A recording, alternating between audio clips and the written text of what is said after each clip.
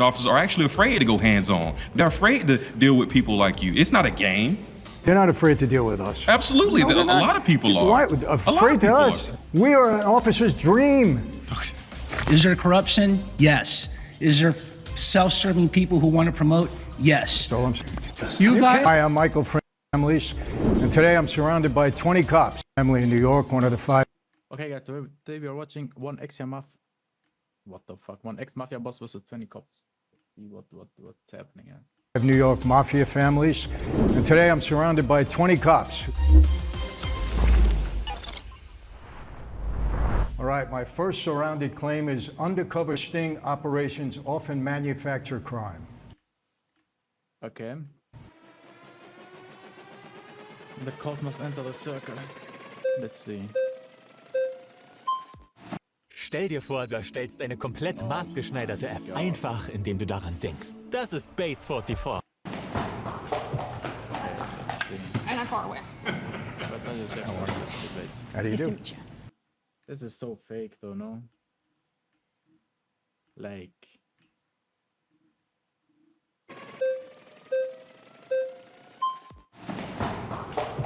I mean, come on, man. Come on, bro. What? How did she win this? Is Jubilee scripted? I never knew that. So she is, I mean, yeah. Seems like Jubilee is scripted, bro. What? And I'm far away. Whoever touches no, bro, like yeah, pretty much, it's pretty much scripted. Like, just remove that part completely, bro. Like, there's no reason to have it. Nice to meet you. So, you believe that undercover operations create crime? Absolutely. Let's talk about the word entrapment.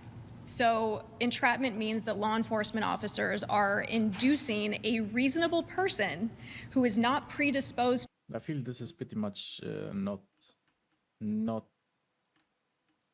what it should be. Like, undercover sting operations often manufacture crime. I feel this is a bad argument.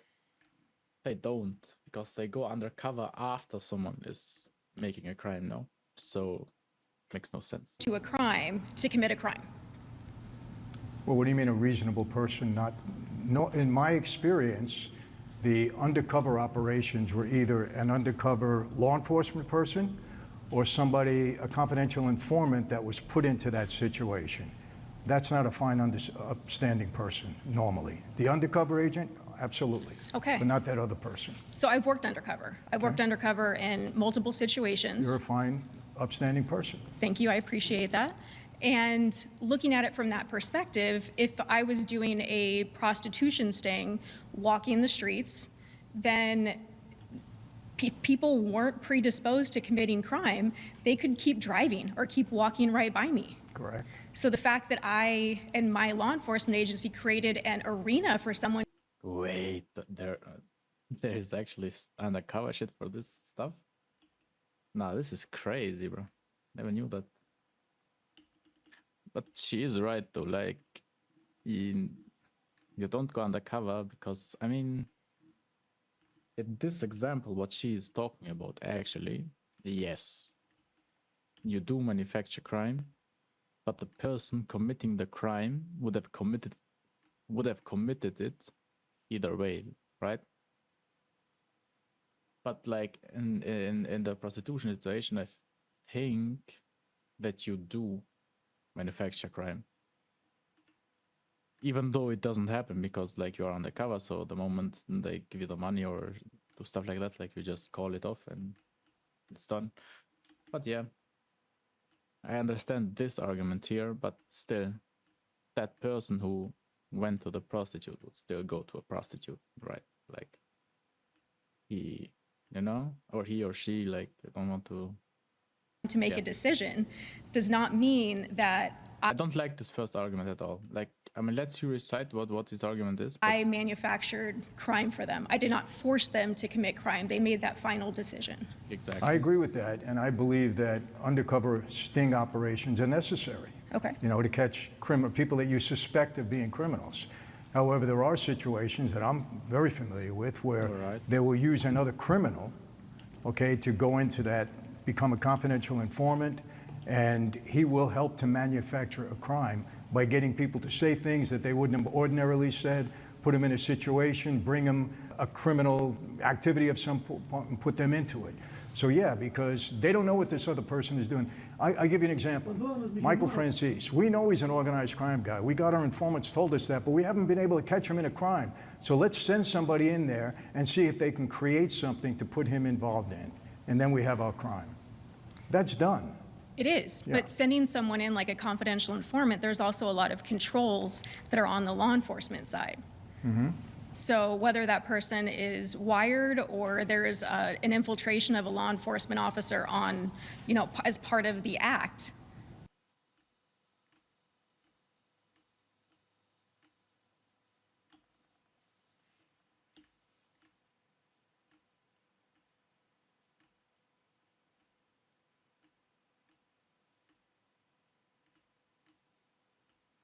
Okay, guys, back. they're still not causing crime to be manufactured.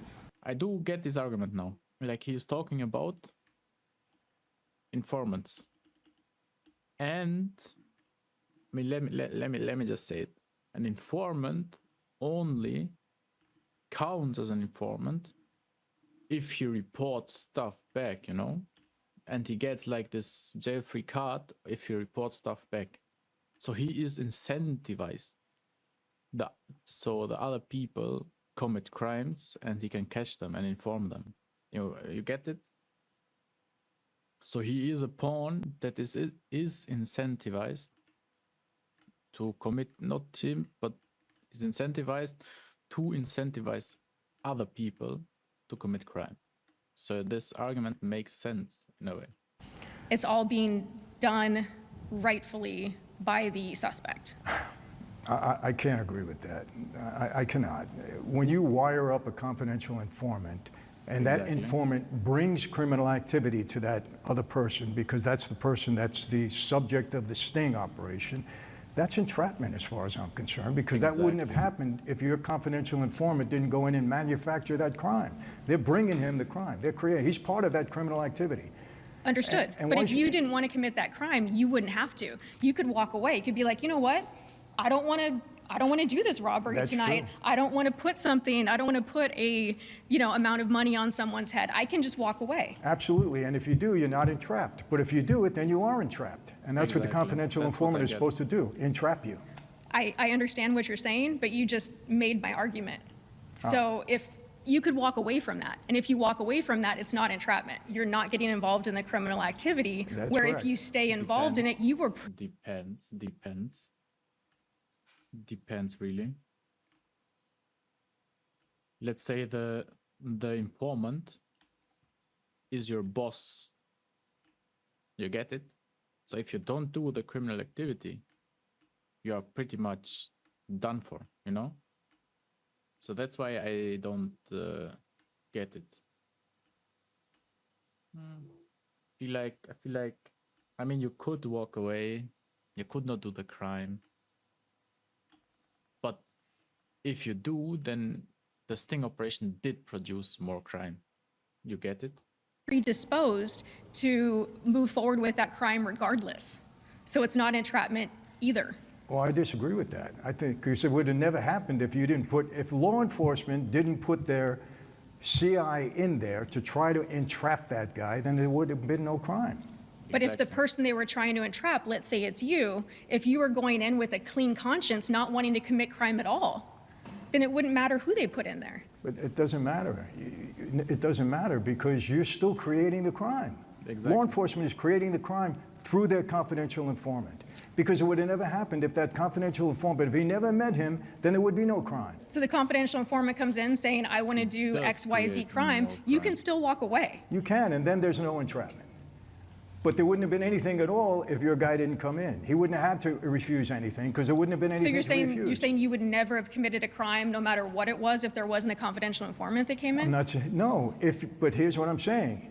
Then get him for that crime. Then the government didn't push that, the government didn't create it, the government didn't manufacture it, he did it on his own. You have every right to get him at that point. The government provided an opportunity, and the Yeah. person can decide whether or not to take that opportunity. That's correct. That's correct. But let me ask you a question. Here's somebody here who just He's broke. He's got no money. No money at all. Never committed a crime in his life. Innocent guy. Okay, can't put food on his table. You don't like that guy.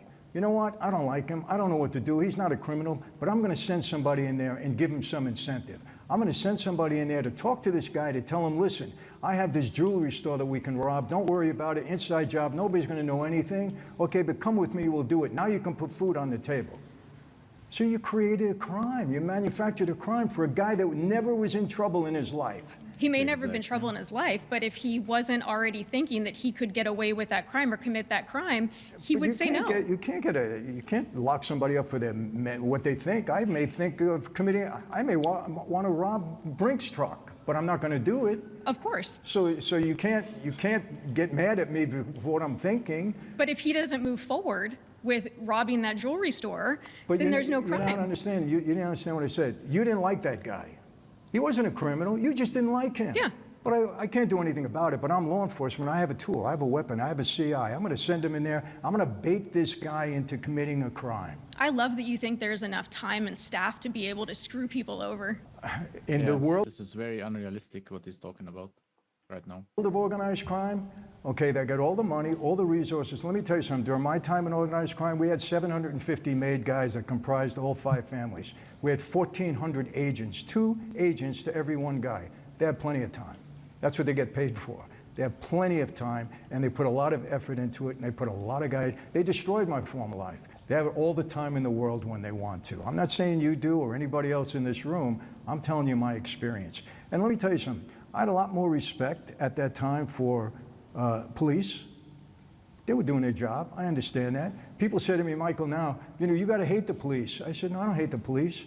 I have a wife. I have 5 daughters. I have grandkids. When they walk down the street, I want the police to protect them. I support the police, but I don't support the underhanded stuff that was done and that continues to be done. I'm sorry. I think the defund the police movement is the most ridiculous thing I've ever heard. I'm totally against that. But I'm totally against law enforcement using tactics and weapons to get people that they shouldn't be doing. They have to play by the rules, period, or we have anarchy. You're right. I mean, yeah, I get it. I understand what he means though, like with the manufacturing more crime. But you have to do that, right? Like, it is what it is at the end of the day. Like, you do commit a crime and you go to jail for that. You get it? Like, is it underhanded? Is it incentivizing you to do a crime? Yes. Does it create more crime? Maybe. Maybe not. I mean, most likely not, because you will get caught, so yeah. Or you will not get caught, so maybe not. Like, I don't know how this works, but maybe you just do the crime and then they come after you after that, because they got the informant. I get it. I mean, I get what he means, definitely. But this is a special case where you have a confidential informant that does the dirty stuff. Because the confidential informant, he's incentivized to report crime, and that's why he would, in that case, make someone else or the suspect do crimes that he might not have done. You understand it? And they do play by the rules. No, they don't. Because providing They don't play by the rules. You can go and watch any police camera stuff out there. There are so many crimes they commit, the wrongdoings they do, and they don't. I mean, most do. Like, these are special cases, but if you think about it, the harder the police has it to catch someone, the easier they will not play by the rules, you know? So that's what I think a about. criminal opportunity does not force someone to commit a crime. And if that person is getting lured into the crime because they don't have enough mental fortitude to say no to something, that's not law enforcement's fault. You can't lock somebody up for their mentality. But if they move forward, They have to with commit it. the crime. If the confidential informant gets them to move forward and commit the crime, Well, did they manufacture that crime then? Yes or no? absolutely Yes. not. I mean, they did. There was no crime until law enforcement put the guy there to make the crime. And the person they wanted to arrest could have said no. I understand, but there would have been nothing to say no to if the government didn't put that I understand his mentality.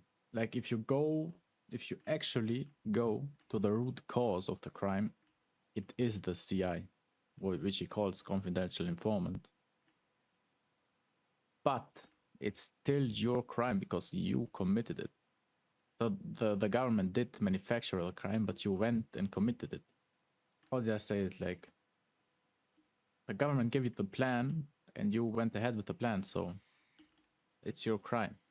You aren't like a soldier who has to follow the commands or plans, so at the end of the day, just don't commit the crime. Crime in front of them, so they manufactured it. There was no crime before that. I don't know why they are laughing, though. This logic makes pretty much sense. I mean, you should go to jail either way, like, but still, the government is manufacturing crime here. Been voted out by the majority. Please return to your seats. You are fabulous. Thank you. Thank you so much. Thank you.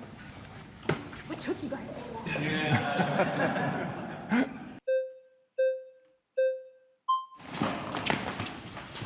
Okay, this is more realistic, yeah, right? The last one was a little bit, but this one is pretty much realistic. I got it. How are you? Nice to meet you. We're both New York guys. We're adults, right? We make our own decisions. Correct. Now, I'm going to go out on a limb and say 99.999% of undercover stings aren't just us being like, John Doe, you want a sawed-off shotgun? You know what I'm saying? Like, it's not how it is. I agree. We already probably have dirt on you in some facet, right? Oh, you think you do? Yeah. Either way, sure, fair. All right, fair, fine.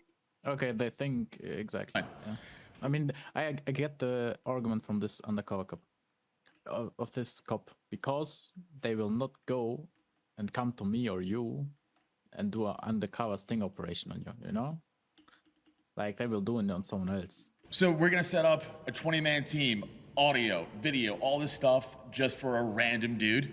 No. Right. That's my point. No, no, but what's the difference? Let's put out a name that everybody knows. Let's say it's John Gotti.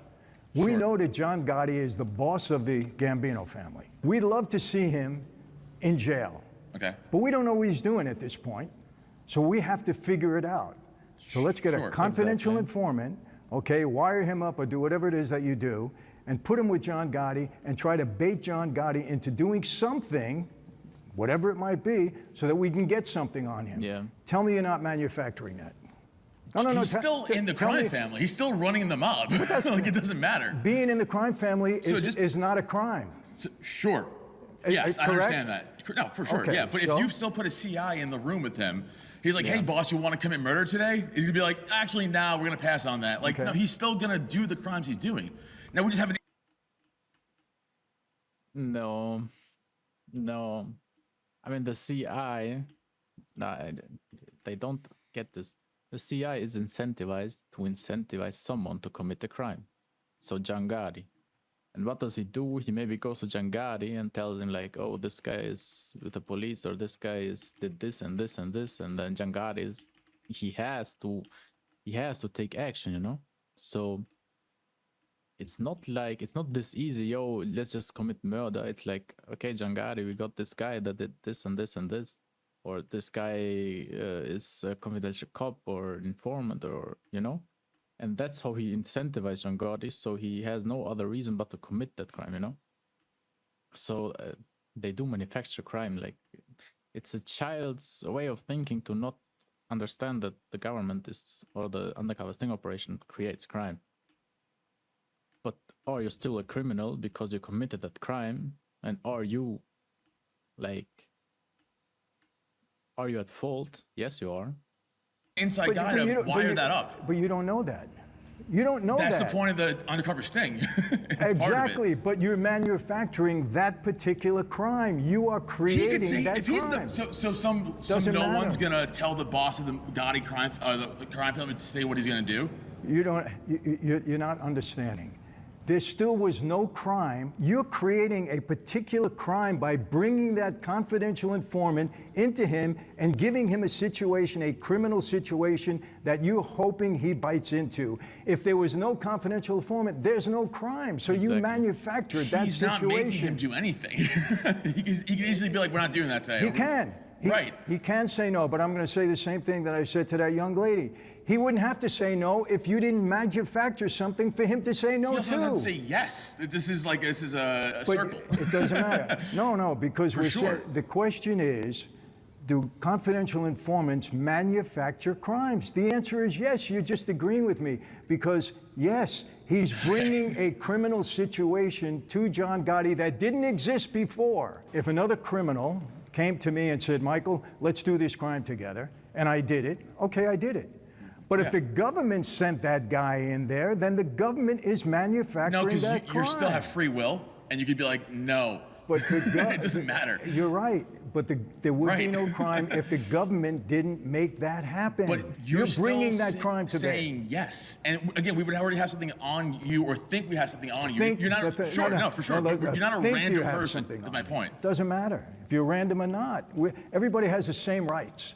Yeah. If you're if you're alleged to be a criminal, but you didn't commit a crime, you still have rights as an American citizen. For sure. So it doesn't matter what you think, doesn't matter, or what you suppose, doesn't matter. You could say, yeah, John Gotti's doing a million different things. We don't know what they are, but let's get somebody to do something so that we do know what it is. You're manufacturing that crime. It didn't exist before. No. Pause. You've been voted Oh, out. all right. Nice meeting you. Fellow New Yorker, thank you. Noch ein Jahr im falschen Job? Oh mein Jetzt Gott, reicht's. fucking jetzt. 2026 ist das Jahr für deinen Neustart.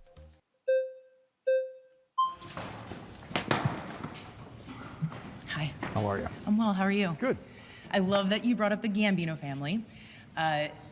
One, because there was more to it than I guess was just discussed before, right? So we talk about Joey V. Joey's the one who took them down. He was pulled over and he was in possession of a large amount of cocaine, right? So that's how he was located. And then I think the word that you're using, manufacturing, I kind of understand where you're coming from. You're saying that we're being a part of something that is criminal, so therefore we're helping to manufacture it. When in reality, what it is we're going in there. And so we talk about one of the captains of the Gambino family who had a construction company, racketeering, fraud, all of those things, tax evasion, all the things. So when we're sending in an informant, we're looking for those things. We're not necessarily committing a crime also alongside the people who are already engaged in criminal activity. No, you're not committing the crime, but you're manufacturing the crime. But if we're finding evidence by utilizing an undercover detective or a corroborating witness, we're not engaging in criminal activity, we're locating criminal activity that's already in place. Or by bringing that confidential informant in, you manufacturing it, as far as I'm concerned, because it wasn't there before this particular informant brought it to the alleged defendant or perpetrator, let's put it that way. Okay, so let's use your example. Okay. I pull somebody over, and we're gonna go into narcotics. We're not even gonna necessarily talk about organized crime in a mafia family, but I pull over somebody and I pull them over and they're like, man, I can't go to jail again, I can't go to jail. And we know that they're a lower level holder or maybe even a seller, and we want the big person. There's already a relationship there where criminal activities are already occurring. Otherwise, we're not getting someone in the door, right? So if I pulled somebody over from your family or your ex-family, and I was a Colombo guy, by the way. I know. But I was very familiar with the Gambino. No, I know. I'm pretty familiar with the Gambino family. I'm a Jersey girl, by the way. But I could tell.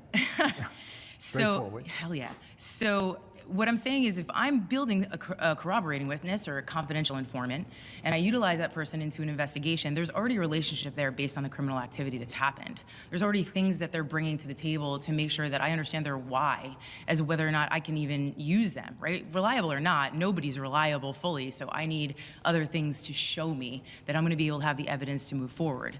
So I'm not always asking somebody to commit a crime with somebody in order to be a part of a manufacturing of whatever crime. I'm looking for the evidence, whether it's going in there and it's looking at your books or sitting in on a dinner where there's conversations being had that can corroborate the information that we believe we already have. It's not going to be like, hey, I know, and you used Gotti as the example. So I know that Gotti's the boss. I'm not going to just manufacture something. I'm gonna start doing surveillance.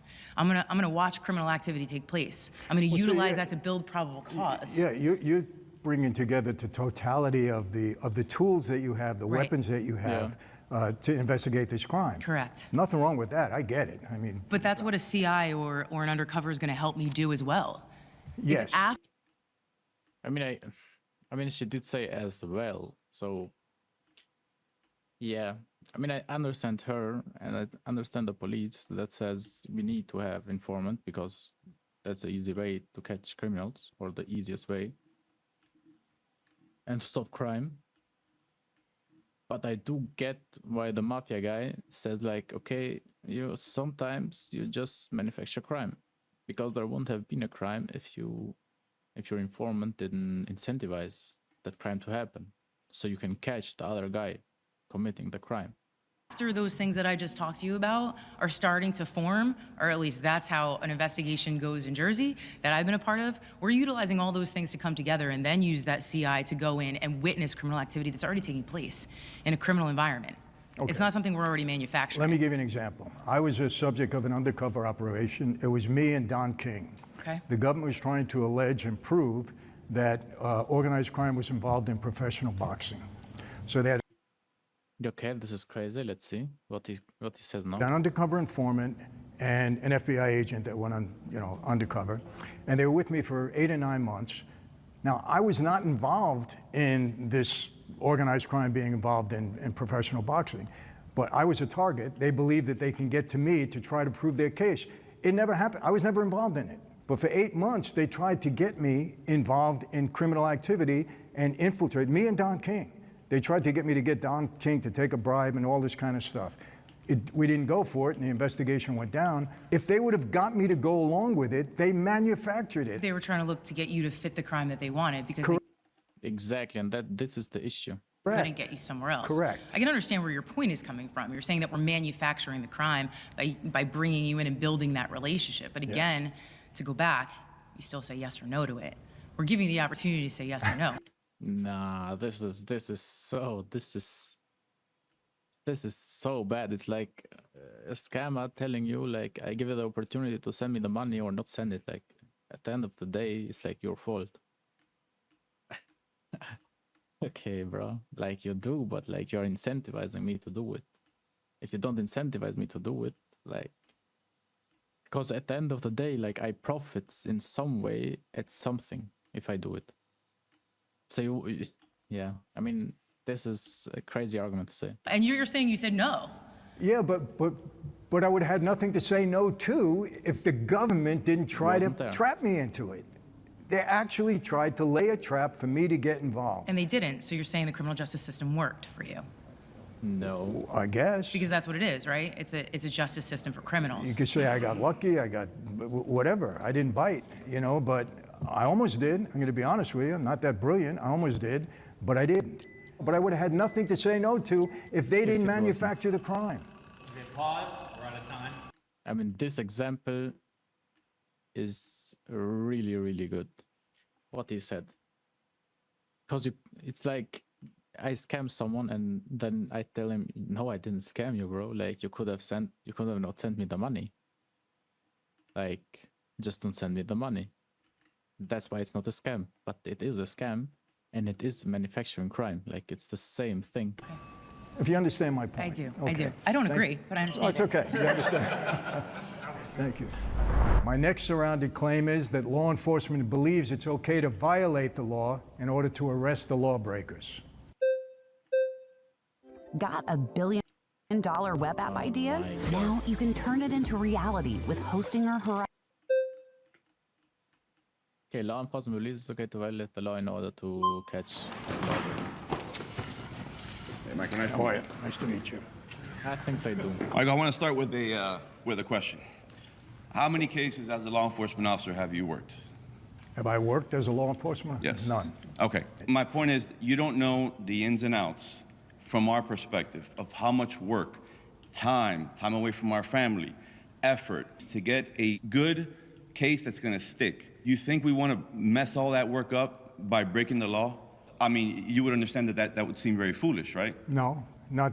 If your name is John Gotti, Sonny Francis, Michael Francis, Fat Tony Salerno, Joe Colombo, no, I don't think that's unreasonable that law enforcement would break the law in order to catch somebody. Yeah, I don't think it's unreasonable at all. I think they do and still do. Like they did and still do. That they think is a name like that. I've seen it happen. 100%. And in what ways have you seen it happen? By suborning perjury, by holding back exculpatory material at a trial, by FBI agents coercing people into testifying, coercing people into going undercover against people. I've seen that my whole life. And listen, I mean, we can't speak on definites, right? Like I've always taught my kids, any sentence that you start with, like everyone, all, nobody, never, the next thing you say is going to be a lie, okay? So are there cops that have broken the law, jeopardizing cases that they have worked very, very hard for? Of course. Not, I think it happens all the time. Like, actually, all the time. Thank you. But You just don't catch You them. just made my point. no, I know, but That's but it. it's not definite, right? And I would say the vast You just made my majority, point, though. the vast majority of police officers, they're not doing that because totally of agree with you. the amount of work. But of course, we're I going to agree agree that with it that. does happen. There's too many people, too many variables for it to say it never happens. I don't think that's the claim. The claim makes it seem more like it happens more than it does not happen, and that's just absolutely wrong.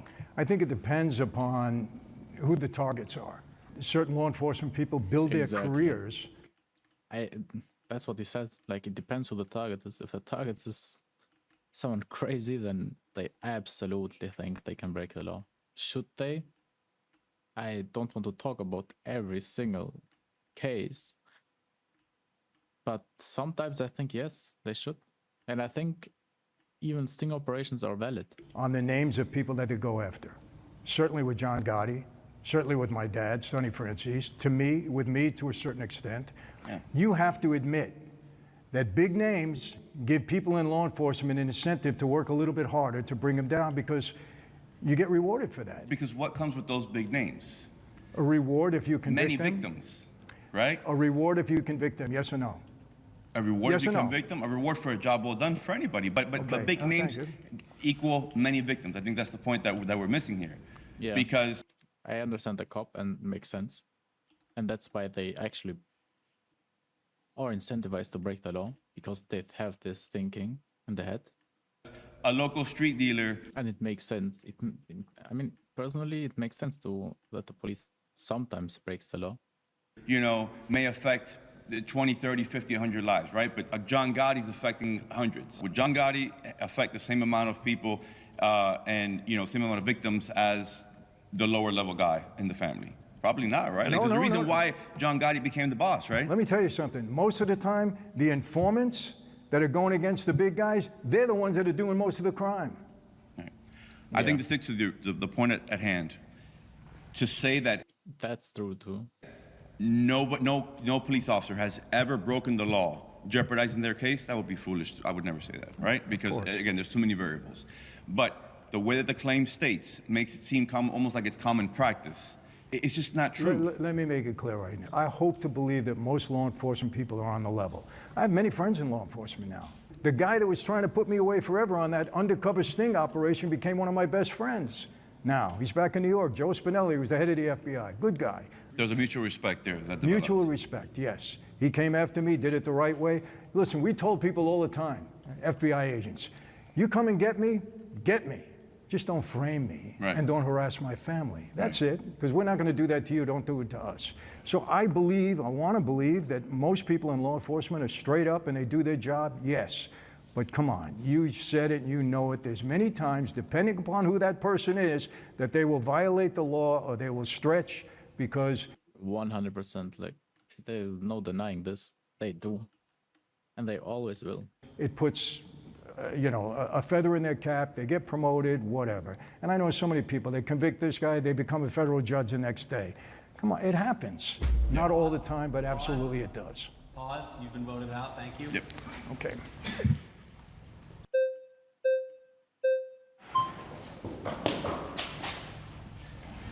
Tom, how Let's are see you? this guy. Well, you've told us a little bit about yourself. I'll tell you a little bit about me. I spent 23 years as an FBI agent, all in Los Angeles, so I have no personal experience of working in New York as an agent, and I never worked organized crime. Do you know Scott Garriola? Yeah, very well. Good friend. Yeah, well, very good. I was married to a cop for many years, LAPD. I've known hundreds of police officers and worked with hundreds and agents. And your general statement is that law enforcement believes, it's a pretty broad statement, that it's okay to break the law to get the lawbreaker.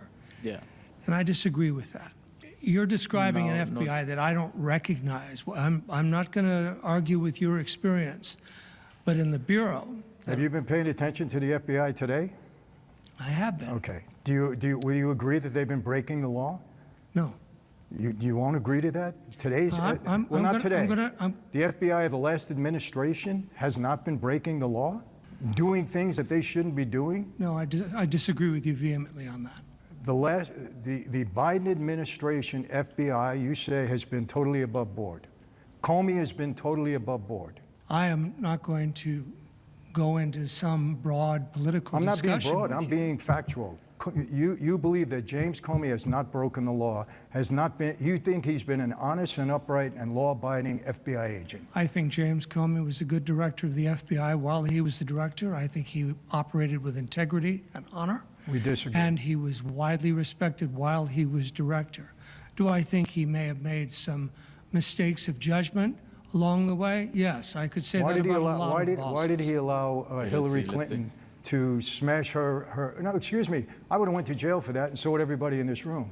Why would he allow Hillary Clinton to smash all of her computers and everything that she had information on, and not indict her for obstruction of justice? Oh shit. My understanding of that case is that she was not indicted because they could not prove a criminal intent. Now, earlier today... She admitted that they whitewashed her computers and everything else, all the information that she had in there. She broke her phones and everything else. She admitted to it. She did it. Your argument earlier is that law enforcement will break the law to break lawbreakers, to catch lawbreakers. That's not my experience. My experience of the FBI is for every investigative technique, I had to get approval at every step of the way. Let's take a trash cover. For the audience, a trash cover is when law enforcement picks up the trash that somebody puts out on the street. I don't need a search warrant for that. But the FBI requires that I get approval from my supervisor in writing and articulate why I'm going to conduct this operation, what's the purpose of it, and then I have to document the results. Are you familiar with an FBI agent named Lynn DeVecchio? No. Okay. He was indicted for murder, four murders, because he worked with a I think more of your confidential... guys than my guys have been indicted for murder. Absolutely, because we were criminals, but the FBI is supposed to be you were. upstanding... You were criminal. This is a crazy argument. More of your guys were indicted for murders than my guys. But bro, you are the law. You are the police. You can't compare with the fucking criminal family, bro. Citizens that took an oath to protect people. But we were criminals. I'll admit to that. We didn't take an oath to abide by the law at all. But FBI agents do. And I'm not saying, I want to make it clear, I'm not saying this, I'm not throwing a blanket over everybody. Of course you are. No, I'm not. There are a lot of good, You just make a broad agents. statement that the FBI committed crimes during the Biden administration. They Comey committed crimes. James Comey did. James Comey did. 100% he did. James Comey absolutely did. I don't throw a blanket over everybody. Absolutely not. But there were certain FBI agents that did not uphold the law. I get that. Now let's wind this back. That's all I needed to hear. You have a certain view of the Comey years and that period. You're entitled to your opinion. I'm not going to argue that with you.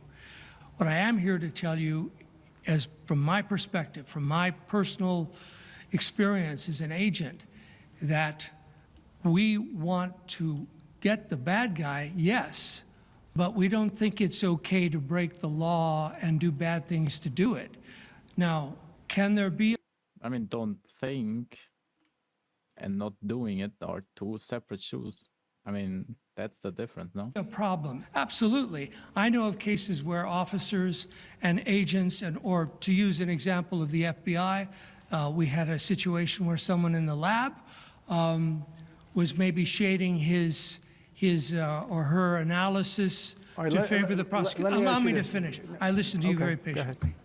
So there is absolutely a risk that anyone in law enforcement could break the law, lose sight of their ethics and their values, and that is very much the responsibility of the agency and the leadership and the management to create the culture that says, no, to go to one of the points you made earlier, hey, you don't mind getting caught if you're caught when law enforcement plays by the rules.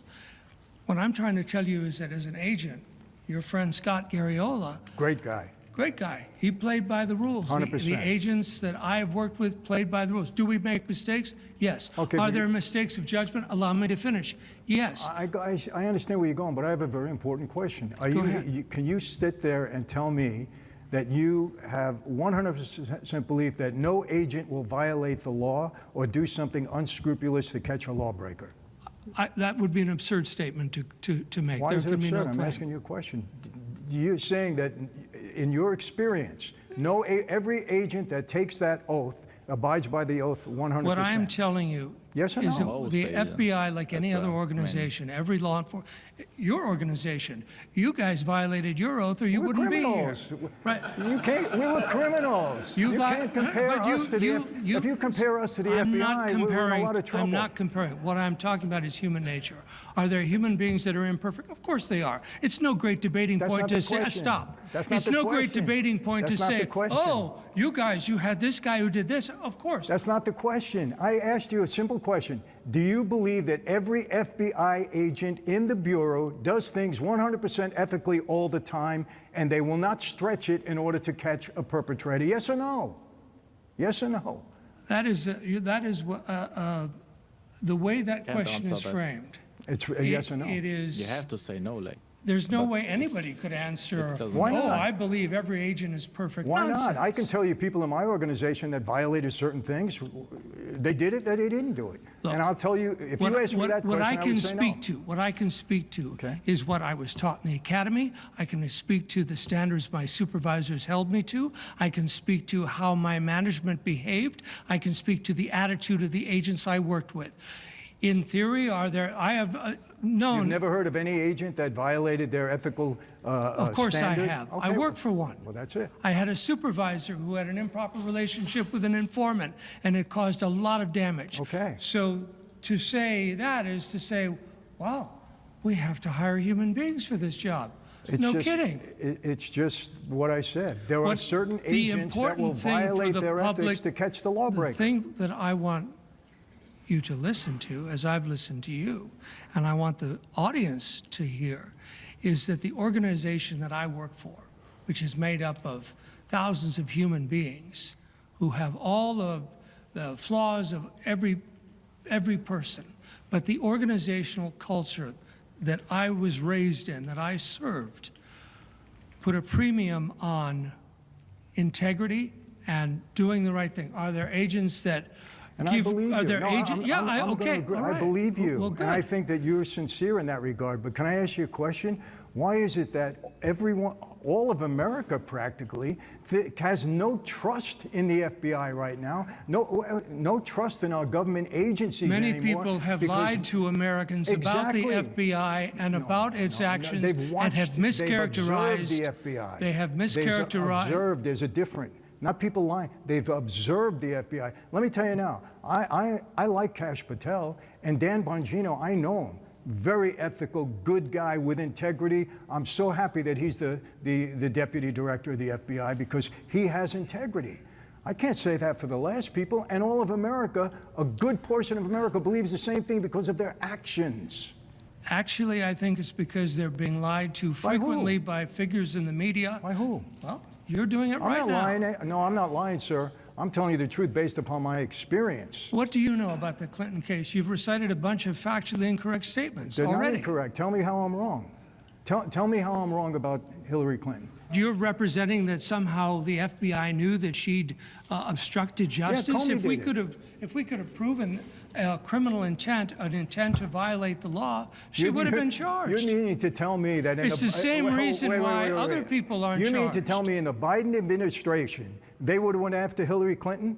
Biden would have allowed the FBI, and Comey would have went after Hillary Clinton. You have a believe belief that? about No, the I'm sorry. FBI and the Department of Justice that somehow the Biden administration was dictating to the FBI what to do. Absolutely. That's not the There was bureau that politics. I work The bureau for. became too political on a national level. I'm not on a local level, maybe not here in L.A. I but the disagree with that. the- I believe that that has been alleged repeatedly till it's an urban legend that people No, you believe. can see it. The FBI has been politicized during the Biden administration. I wish they weren't. Comey was totally politicized. Absolutely. What they did to, look, Let me tell you this. I'm not, Donald Trump, I think he's a good president, and I want him there because the last one would have been a disaster. America would have been, I don't know where we would have been right now, but I'll tell you right now, okay, there's no question that Comey was politicized to do what they did to that man. To do what they did to Trump. Trump? Come on. Well, I disagree with you. Really? I do. Okay, pause. Okay. You got it. Turn back to your seat. We're actually going to add 5 more This minutes to guy the is clock for not- this. This is this- a really good. I didn't like this guy at all. Like literally. This guy is he's left leaning and shit like that, bro. I mean, not because he's left leaning, but it's like a little bit too. Yeah, the world is this and this. It's good and. And we're going to add 5 minutes. Not realistic at all. Not for you, Tom.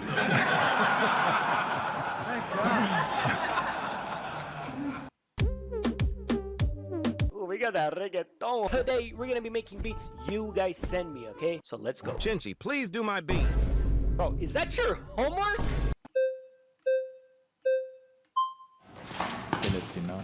Nice to meet you. How do you, How nice you to doing? meet you. I'm good. So let me ask you this. What got Gotti got? What got him got? What got him got? What got him got? Well, you want to go to the main witness against Gotti? It was Sammy Gravano. What got him got, though? Clarify. The mouth. Oh, the mouth. Oh, no doubt about Right? it. I absolutely agree The with wire, that. right? Yes. Okay.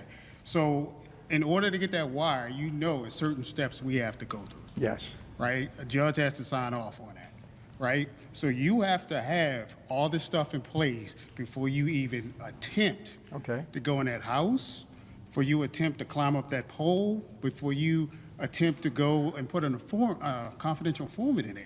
Most of that stuff has to be laid out. And a good judge is not going to sign any of that. He's going to look at that and say, what has this CI done And what prior? will a bad judge do? He'll just sign it, right? Because you He just may. said, He may. so you have good He and may. bad judges. Right, but most of the time, there's a big trail. There's smoke, there's fire, right? 90% of the time. So what got him in trouble was he couldn't shut up. That's true. Right? I And that's agree. what gets...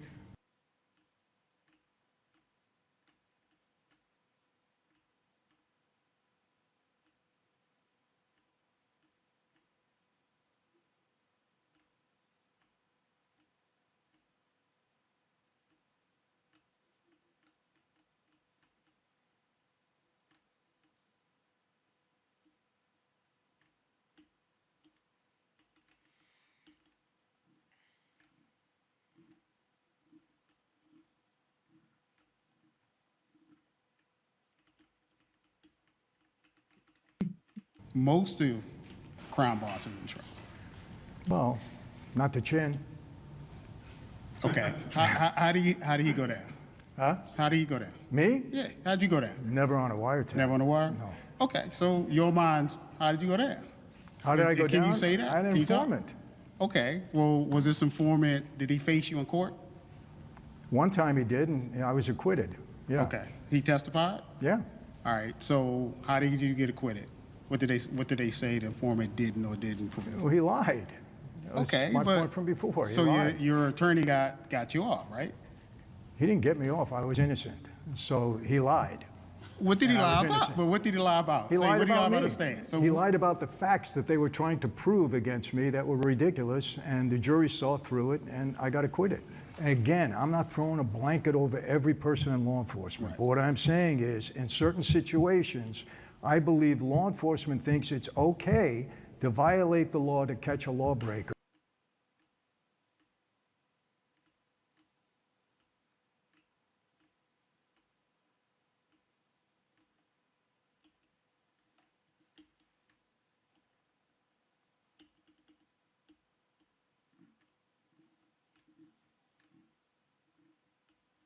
Sorry guys, I'm back. Because, well, we can't get him for what he didn't do, so let's try to manufacture something or get him something that we can pin on him. So you say manufacture. Pause. You've been voted out by the majority. Okay. Turn to your seat. Okay, bro, got fucking out in 10 seconds. I tried everything, coffee, Pomodoro, and binaural beats, but nothing stuck. So many How are ads, you? bro. What? Do you believe it's possible to operate in law enforcement without breaking any laws? I would hope so. Okay. Yes. All right. So take this situation for example. Say we get an Amber Alert put across for a car that has a kidnapped young girl in it. Correct.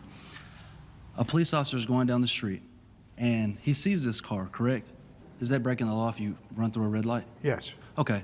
So the police officer should stop at the red light while that car drives off with the kidnapped girl. Absolutely not. but- Okay. So you're telling me that you would hope that law enforcement. Very good argument. But I think the law states that you can run the red light as a police officer, so pretty much you don't break the law, right? I think that it's true. Enforcement can operate without breaking any laws, but you're telling me now that he should break that law Wait to a go get that girl. Law enforcement, I've seen law enforcement, are you allowed to go through a red light? As a law enforcement Yes, officer? you are. If you cut your Oh, lights well, you're on not breaking before you the go law through the red then. light. Okay. So I think Good argument. What I said, like you are not breaking the law because the law allows you to do that.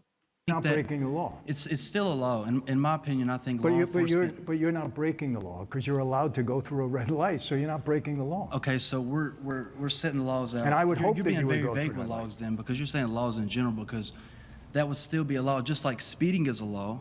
What I'm saying is. No.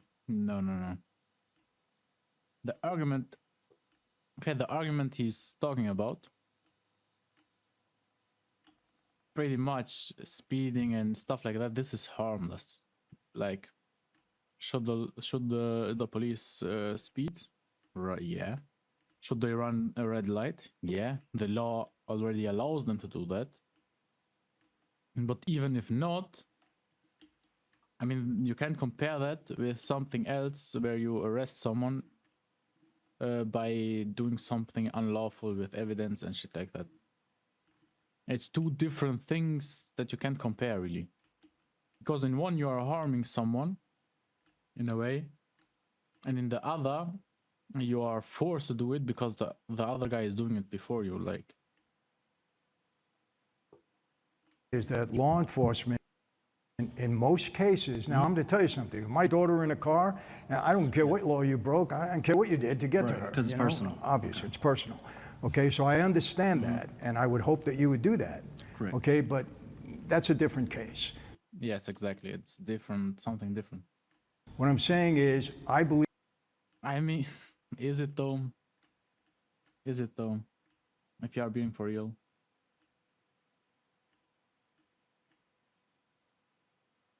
That let's hear him out, because let's say you have someone who murders people.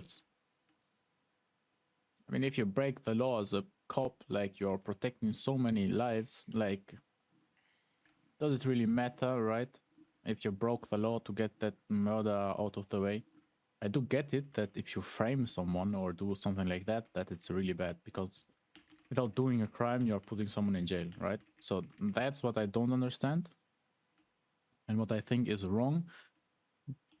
And what I think Michael, right? Yeah. Michael Francesa, what he's trying to say is it's okay to do it, but not in a way where you get someone innocent. You get it? Like someone who doesn't want to commit a crime, or someone who didn't do it, or didn't do exactly that crime but did something else. Like you shouldn't use the law and break the law to get him in jail for something else. Any in law enforcement, and again, it always depends upon the situation, think it's okay. This is a bad guy. We can't get him for what we did, so we can manufacture or bring something around him so that we can put him in jail. And I think law enforcement does that. I don't even know if in some cases, I disagree with it. If I knew that the guy was a serial killer, and I can't get the guy, and I had to do something to make him make a mistake so I can, I would definitely do it. Right. Yeah, I mean, that's what I'm talking as well. Like, if you have a murderer, like a serial killer, is it bad because you're protecting so many people? Like, You want that guy out of the streets. But I'm a criminal at times. I'm Okay. not anymore, but I was back then. Okay, I would definitely do it. You're not supposed to do that, but I wouldn't be mad if you did. Now, let me just ask you a question. Let's be totally honest. Okay. Do you believe that in some situations it's okay for law enforcement to break the law in order to go Yes, after lawbreakers? definitely. Law enforcement should be able to break laws in a controlled environment to do things that other people can't. That's the whole reason we're there. Just like running the red light, just like catching somebody going 100 miles an hour over the speed limit. Because you were speaking specifically on just entrapment and set people up with stings and But see, things my like that. point in that is that you're not breaking the law if you're legally allowed to do it. Then you're not a lawbreaker. You're Yes. allowed to go past the red light. You're allowed to speed.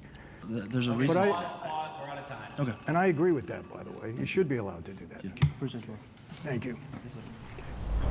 My next surrounded claim is that law enforcement often measures success by arrests and not by safer streets. Okay. Yeah. How are you? How you Definitely think this is a true statement. doing? Good. So I'm from Houston, Texas. I'm big on, DWI, DRE. So most of the time, I don't answer calls at all. My work is driven off of stats, arrest. So for you to make that kind of claim, This was a fake chair grab as well. It's so scripted, no? Like, is very, misleading and dangerous because most of the time I'm putting my life at risk to stop impaired drivers, drunk drivers. So which means if I see somebody driving, wrong way, I'm probably gonna put myself in. and he is right. Like, his case is like, okay, if the more guys he arrests, the safer the streets are. So, like, it makes sense. I mean, his statistics make sense because he gets like drivers to drive in the wrong street or are drunk or. I mean, if he arrests anyone, like the streets are safer. Like, his case is not included in the top case because the arrests done by him make the streets safer. So, but you have cases where arrests do not make the streets safer and they still counts as success. Harm's way. Personally, I think maybe you get someone like, let's say you got a leader in an organization, organized crime. It doesn't have to be organized crime, like it can be like gangs and stuff like that. You have a leader. The moment you get that leader, you automatically allow like the lower guys to start fighting, to start killing each other, so they can be the next guy who controls the streets. You know? And the weaker an organization gets, like, let's say you have a street gang, and the street gang is really strong on the street. And they can control other street gangs because they are strong. The moment that street gang weakens, you will automatically have more fights and more killings in the street because another street gang can equalize the power with them. And in that moment, you have a power struggle. So you automatically make the streets not safer. To, stop that driver so that somebody doesn't get hit or killed. So I don't believe in your claim. Do you have any experience in that at all? Well, again, my experience comes from a different place, being in the world of organized crime, growing up in that, being a subject of several arrests and investigations and watching others also. In that world, there's no question that people, not safer streets that they're concerned about. They're concerned about the arrest and what it brings to them personally. So would you say making arrests with your own organized crime is different from me making arrests from DWI? Yes, definitely. So what makes that difference if we're still making arrests on bad guys? It's just different crimes. Well, again, it goes back to the totality of the situation. You're not manufacturing a crime. You're not targeting. Let me tell you the difference with organized crime, okay? You just pointed it out. You go after the lawbreaker because you're watching them violate the law, drunken driver or whatever, right? Okay, so you go after the person that's committing the crime, but a crime has been committed. In organized crime, they go after the person and hope that they commit a crime or wait for them to commit a crime because they think that they're a lawbreaker. Exactly. You're not watching this guy for a few months thinking he might be a drunk driver and then waiting for him to get in the car drunk, right? You're not doing that. That's not what I'm doing. No, he's drunk driving and you're going after him. That's correct? right. Because Yes. he's committing a crime at that moment. Okay. That's okay. That's what you're supposed to do. It's a different investigation. Okay, pause. You've been voted out. Sorry. Thank you. Okay, thank you.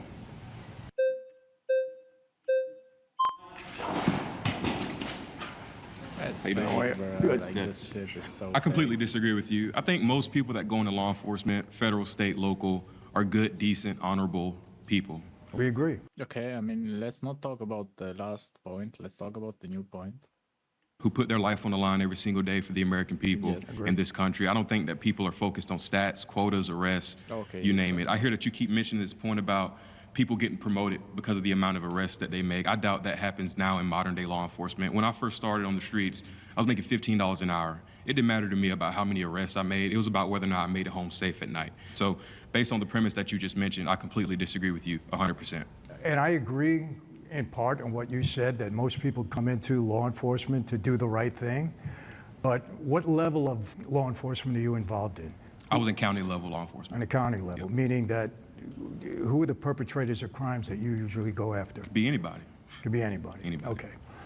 You should be in a different world. You should be in a world where they're going after high-level people. You mean to tell me that high-level people... I get it. I get this, the difference here when you are...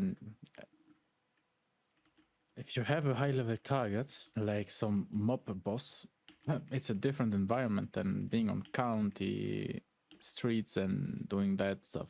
I mean, you can still get some high-level targets. And if you arrest them, then it's good. And if you don't arrest them, then it's bad. But you don't have like this incentivation where you can arrest someone and then the next day be promoted. Like, you don't have that on county because you usually don't have that high level targets that are possible.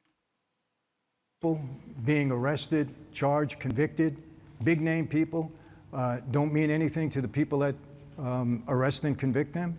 I've arrested big name people, but I think a lot of times I think the level that you're trying to speak at, you're trying to speak at a federal level, right? That's what I assume. You're saying like the high name cases, the big drug lords and those type of arrests. But these people didn't plant those guys to go make an arrest just based on their name. They had probable cause. They had a reason to go after these people.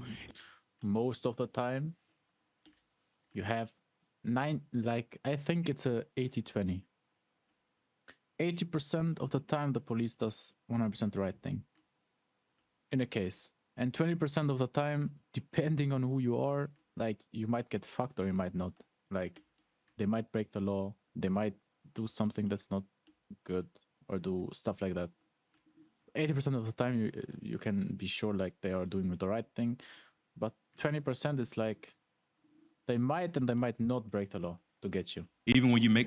If you're a big name, if you're somewhat of a no name, like, I don't feel they will do anything. Like, when they do it, like, maybe 10%. Those type of arrests, it doesn't automatically equate to an... But they still commit crimes against people who haven't broken the law. Like, that's a fact. So if they get someone who breaks the law and they know he broke the law, and they don't know but they feel like he broke the law, I feel like they will still break the law to put him in jail, even if he didn't commit anything. I feel it's like the ethics isn't anymore to do the right thing. The ethics, I mean, can you call it doing the wrong thing though if you put someone in jail who broke the law, who you think broke the law? It's not. So I think the ethics in today's time are a little bit lackluster. Like, people do not abide by the rules. They don't care for the rules. The rules are there to be broken. Like, I feel like this mentality is in every stage of society. Like, everybody has this thought. And that's why I think that most of the time the law enforcement will break the law to get anybody in. And it's like a spectrum. The higher the worse the crime I think you did, the higher is the chance that the law enforcement is breaking the law to get you in. And the not so worse crimes, like, they will not care about it because they won't have this ethics in his head, like, okay, let me break the law because I'm doing the right thing. He will say, like, let me not break the law because it doesn't matter really. But if you do some crime that's serious shit, they will definitely break the law. A promotion or some type of accolade. Not automatically, but in often cases it does. Do they get a promotion? I don't think law enforcement doesn't measure success like on arrests and not by safer streets. Depending on who they arrest, they will make the streets unsafer. But then it is what it is. But what can you do, like, at that point? Like, because you know someone did a crime, so you have to arrest them. Like, you can't not arrest him, and you can't arrest him at the same time if you think about ethics, but you need to arrest them. Not automatically. I disagree with that as well. I think, again, my premise is that 90% of law enforcement officers across the board don't go into this profession to make arrests. They don't have the resources or the time to sit there and count how many arrests that they're making. Do you know who John Gleason was, a federal prosecutor? I'm not familiar with him. He prosecuted John Gotti, got a conviction. What happened to him? You love John Gotti, don't you? No, everybody knows him. It's his experience, and I think, like, it's relatable because a lot of people know about the cases around John Gotti. So you may as well talk about him. I can talk about a lot of guys, but he prosecuted John Gotti and convicted him. What happened to him after that? I don't know, but let's get back to the premise. Appointed a federal judge. Okay, right after that. You think he didn't know that? You think he wasn't promised that? You think that come on. You have to admit that when you get these high-level prosecutions and convictions, that is... I feel like before the internet, it was easier to do this type of stuff. But after the internet, I mean, the media is kind of fake overall, so, like, it doesn't really matter. Like, even if you have the internet or you don't. Sometimes you might get caught if someone does this stuff, but, like, most of the time, no one will care. It's a feather in your cap, and you're looking for a promotion. No one and knows. Like, you could get it if you post a TikTok or some shit, but will you post a TikTok, bro? Like, you won't, because it doesn't make sense. And TikTok will not push that stuff because it's not brain rot, so it will go under.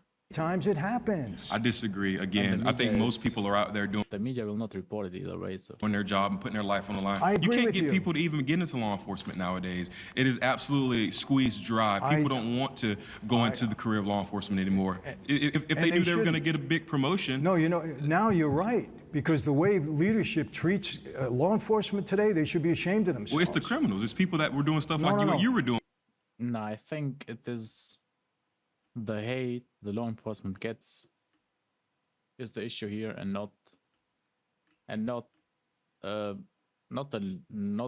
criminals. Because the criminals haven't gotten worse. Like, they are the same.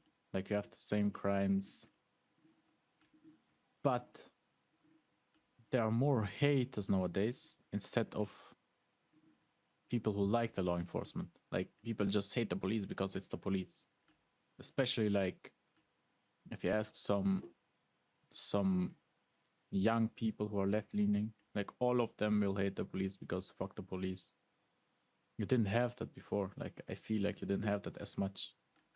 Even in movies and shit, like, you have the police always being the good guys. Nowadays, you have no movies and no. I mean, it's culture, right? Like, culture programs you to think in a certain way. But I think, like, entertainment as well, you don't have those movies that were like, okay, the criminals are good, the cops are good, and they are catching them and them and them. You don't have that anymore. Like, that plays a big part, I think, in this culture. And nowadays, like, even I feel like nowadays, a villain in a movie isn't a villain anymore. Like, you have the villain, but you're like, okay, I kind of hope the villain wins because he makes sense for what he says. And the good guys are like, not really like, you're not like, okay, I like the good guys anymore. Like, you're like, fuck 'em, bro. Like, I hope the Joker wins, bro, and I get him. Like, that's like the level we are at right now. And that's why people are not getting into law enforcement, I think, because the good guys are looked down upon because they don't do the right thing.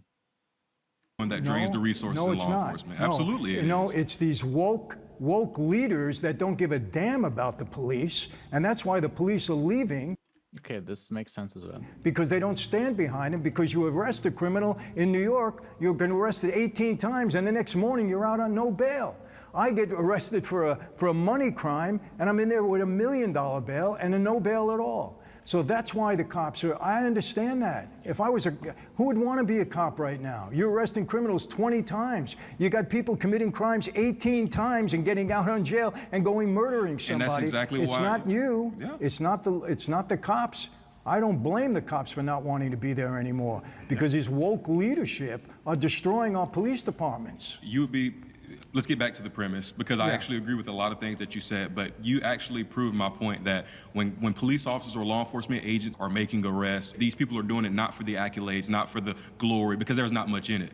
Unless you're at the federal level and you got decades of experience in it, making a six-figure check. So again, your premise saying that we are looking for accolades or trying to make a... I definitely get this point, 100% from this guy, from the cop. Like, it's 99% of cops do not think about getting a promotion and stuff, like, because they will not get a promotion either if they arrest someone. Arrest to get promotions. And that's why I think law enforcement, and that's why I think it's even better to talk about this issue, because that 1% is too much. It's completely false, is wrong. It's not false. It is. It's not absolutely false. false. It's not Most false of these in- local guys it's that are not working false these in- roads, I working agree- these streets, I agree with they you. have we each and every day we go out there, we put our life on the line. I didn't go out there for quotas or to make up amount of DWI arrests. In fact, most law enforcement officers are actually afraid to go hands-on. They're afraid to apprehend subjects. They're afraid to deal with people like you. It's not a game. This is not funny. They're not afraid to deal with us. Absolutely. No, they're a not. lot of people are. Why, A lot of afraid to people us? are. We are. Let me tell you something. We are an officer's dream. You arrest us, we put our hands out, we go to court, and that's it. Okay, that's it. Look, we're not running this. We're not running away from you. I don't know what you you're don't have to come capable after of. us. No. Look, I'm telling you, we are a law enforcement's dream. We don't fight back. We don't do anything. We go to court and we go to jail. We don't That's what profile. We treat Or everybody learn. the same as that way. No, We don't know what no. you're capable No, of. you're wrong about that, No, bro. I'm right about that. No, you're wrong I'm about right that. about that. You're out here in LA you got to go back in New York or Chicago or places like that, and you'll see a whole different atmosphere. And let me tell you something, I agree with you with the police. I agree, I am on the side of the police in that regard. But there are certain levels of law enforcement that go for the names and go for the promotion. There's no question about it. You can't disagree, it's happened. Pause. You've been voted out by the majority. Please return to your seat. Thank you. Oh, thank you. Michael is right for this point, but it's like 1%, and I don't think you can say that about law enforcement. If you want to say this, you have to say, like, at a certain level, law enforcement measure success by arrest and not by safer streets. Yeah, thank you.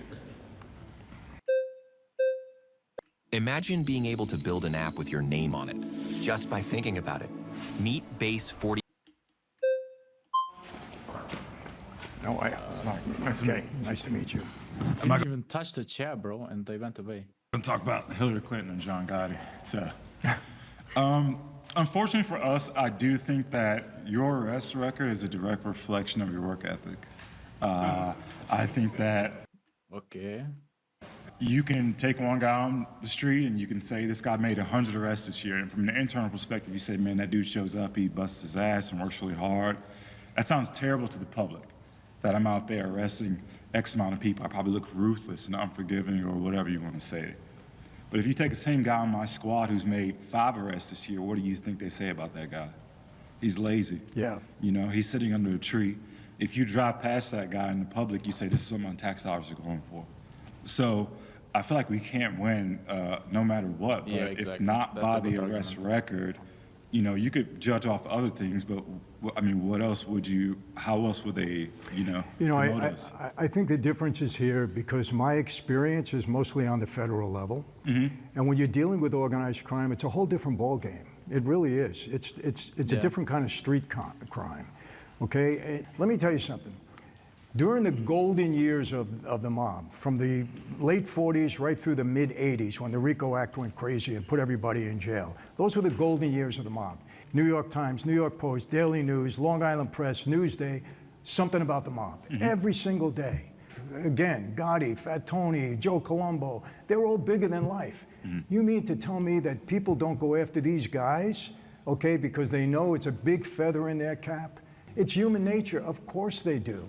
I'm not saying it happens on every level. I'm certainly not saying it happens on law. I would hope that you make a lot of arrests for criminals out there. It's sickening to me when I look back and I see guys that were arrested 17, 18, 19 times and then come back out on the street and murder somebody.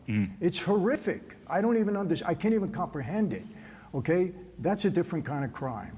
But when you go on a bigger level, a federal level, and they go after these big politicians and they go after organized crime guys and guys with big names, of course they're going to get promotions, and of course that's in their head. So what does that cause them to do? In my world, it causes them to stretch. Hey, I got to get this guy. This means a lot to me. So, okay, it's only normal. Do you? I mean, do you not? You keep referencing like the big names and the cases and things that you went through, and respectfully, do you not see like, I don't know, more body cameras, and there's cameras everywhere, standards have changed, methods have changed. Do you not think all these things have changed for the better? Not saying it's perfect. I see the videos and things like you are referencing. I still see it. I understand. It'll never be perfect. But at the same time, do you still think those things are happening like the way that they used to, at the level that they used to? Yes. You do? Yeah, I unfortunately, look, I think that a certain level of government was corrupt during my time. I can't even comprehend the level of corruption that I see now. Not at your level, not at police force. I'm not saying that at all. Okay? I'm saying in the higher levels, FBI. It's shameful what the FBI has become, in my opinion. There were certain sectors of it that weren't good during my time, but what I see now. Pause. You've been voted out by the majority. Thank you. Thank you. Thank you. I mean, they are still talking about like the last point, which I don't like. Like, come on, move on, bro. Like, we have a new point here. And I think he lost this point because he's talking about 17 arrests, 18 arrests. And I mean, did he lose the point actually, if you really think about it? So doing an arrest, I mean, getting someone arrested and he being out again after 18 times and still committing a crime. So why are you even arresting him? Like, if you arrest him, like, shouldn't he go to jail? Like, how are you? Not bad yourself? Okay. So you've introduced yourself, I'll introduce myself. So I have worked organized crime. I have investigated very, very big name people north of the border. Some are probably your allies, some probably your enemies or whatnot. I take offense when you say that organized crime enforcement officers like myself on a federal level get promotions, because you know what I got after investigating some very high level people, names that I'm not even going to share. I got a pat on the back, a destroyed relationship with my ex, hours upon hours of reviewing search warrants just to prepare for the case that bleeds into my personal time. I don't even have a personal life. I didn't have a personal life for 2 years. And another case. So when you say that, oh yeah, everyone gets promoted or everyone Not gets everyone. level, No, I didn't say that. Not everyone. Okay. I said it gives incentive to those. I never got an incentive. I did not know I was going to get promoted, nor did my team members. I didn't even know if I was going to get this guy to begin with. All I had was this idea of knowing that, you know what, if I get the drugs, I get the guns off the street, maybe 10, 15 kids get to live. Correct. I really didn't care if that, of course, everyone wants to get the bad guy, but sometimes that doesn't happen, and you admitted it. Sometimes that doesn't happen. I'm not gonna destroy my career doing something illegal when I know I can get the drugs and the guns off the street and save 15 people. So when you say that people get promoted off this, not true at all. What they do get is years and years of therapy and having to rebuild their entire life. Not always. That's why I left organized crime, because it destroyed my life. I no longer do that because it absolutely destroyed my life. So I never got a promotion. I never got this massive incentive. All I got was another case to work on. Well, in part, I agree with you. Joe Pistone, Donnie Brasco, after everything that he did, I think they gave him a $500 check afterwards, and then he left the FBI. Okay, but talk about a guy like Andrew Weissman. Andrew Weissman, prosecutor, federal prosecutor, who framed people, and I got absolute proof. I don't say this out of turn. Framed people, put people in jail innocently, suborned perjury, worked with an FBI agent that was involved in murder, covered up crimes that go so deep it'll make your hair stand on end. And what does he get? He gets a promotion, a promotion, a promotion. And his final promotion was being the lead prosecutor in the Mueller investigation against Trump. After he put so many people, he was overturned 9-0 by the Supreme Court in a case that he did, and he keeps getting promoted, promoted, and promoted. He gets all of these big deals, and he does. I mean, all I'm saying is it happens. It happens more than you might think. Unfortunately, it didn't happen for you. But there are a lot of prosecutors out there, especially in the Department of Justice prosecutors, that go after the big names, and they get promotions as a result. Even if they lose the case, at times they get promotions. But this guy, Andrew Weissman, do me a favor, look him up. Terrible guy. Put so many innocent people in jail. Destroyed their lives. Right, but you're talking about a lawyer. I don't know okay, if I it's believe true, the guys. statement was. I don't know if it's true, so I'm not commenting on it, this Andrew Weissman guy. But if it is true, like, bro, this sounds crazy. Why is that guy not in jail? Like, I don't get that complete. He's a prosecutor. Okay, I'm talking about cops. I agree with you with cops. As a cop, I'm not going to bend the rules. I'm not going to manufacture crime. I'm not going to put someone in a position where, as you mentioned, fabricate or manufacture crime. We don't fabricate crime, nor do we manufacture crime. We had that argument already. Right, but you brought it back. I'm talking from my level, from working in organized crime. There's a lot of checks and balances. You mean to tell me that you're saying to me that nobody in law enforcement ever manufactured a crime by putting a confidential informant in front of somebody to create a crime that never existed? That's manufacturing the crime. Pause. Sorry, you've been voted out by the majority. Okay, thank you. Yeah, that guy was really suffering from law enforcement. No, that's bad. Hair was not on top. X left. Career gone. Left organized. Bro, that guy is over, man. But I think he's still fine. Du willst aufsteigen? Dann wird's Zeit. Hell, bro. Schaffe jetzt einen echten Karriereboost mit. Alright. So with respect to your claim, you're talking about focusing more on arrest rather than safer streets, correct? Many times, depending upon the situation, yes. Of course.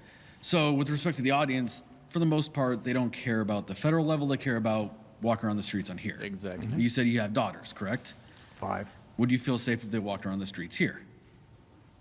In LA now? Yes, in LA. No. No. So then what to you is a safer street, or how do you achieve a safer street? Well, I think that leadership has to give law enforcement the tools and the weapons that they need to keep the streets safe. I think that's their primary goal. Yes. All right? Keep the streets safe. Right. And so with respect to that, though, to get safer streets, you have to eliminate the crime. This makes sense. Like, law enforcement needs tools to keep the streets safe. Like, they have to. I mean, I think they get them most of the time. I don't know about any case where law enforcement will not have the tools to keep the streets safe. Crime element, correct? Yes. And the only way to do that really is to arrest people, because once you arrest them, and if the court system actually did their job, they'd be put in jail. Exactly. If the court system does their job, then they will get in jail. This is how it should happen, bro. Hey. Yes. So just like, if you actually took it to trial, you would have been away for a long time. That's how you achieve a safer street, to actually... Wouldn't have been safe by putting me away for a long time. I'm sorry. I've been out for 30 some odd years now, and the streets have been pretty safe, so it's okay. I would actually push back on that. I actually think for at least temporarily, it was a little bit safer once you got arrested, because, It wasn't safer. I mean, I was stealing tax money. That's all I was doing. But going back to your argument, I think, Let's talk about somebody else. Okay, so he got in because of tax evasion or what? John Gotti? In order to achieve safer streets, you have to eliminate the criminal element. You have to arrest criminals. I agree with that. I definitely agree with this too. Like you have to arrest people to get safer streets. Otherwise, you will never get safe streets. All I'm saying is that there are times, depending upon the situation and who the subject is, the alleged perpetrator, that people will stretch because they know it's a feather in their cap and they'll get promotions, and I can document that. I can tell you where it's happened. Right. But I mean, you know, if you do arrest, let's say, you know, going to the Fed level, you arrest somebody who's a big name, of course they're going to get accolades for it. It's just like if a high-level executive, you know, lands a big contract, they're going to get a bonus. I mean, that's And that normal. can give them more incentive to... Okay, I mean, if you say it like that, then he has a point. So that's why it doesn't make sense. You know, not so much the crime they're committing, but the fact that it's that person committing the crime.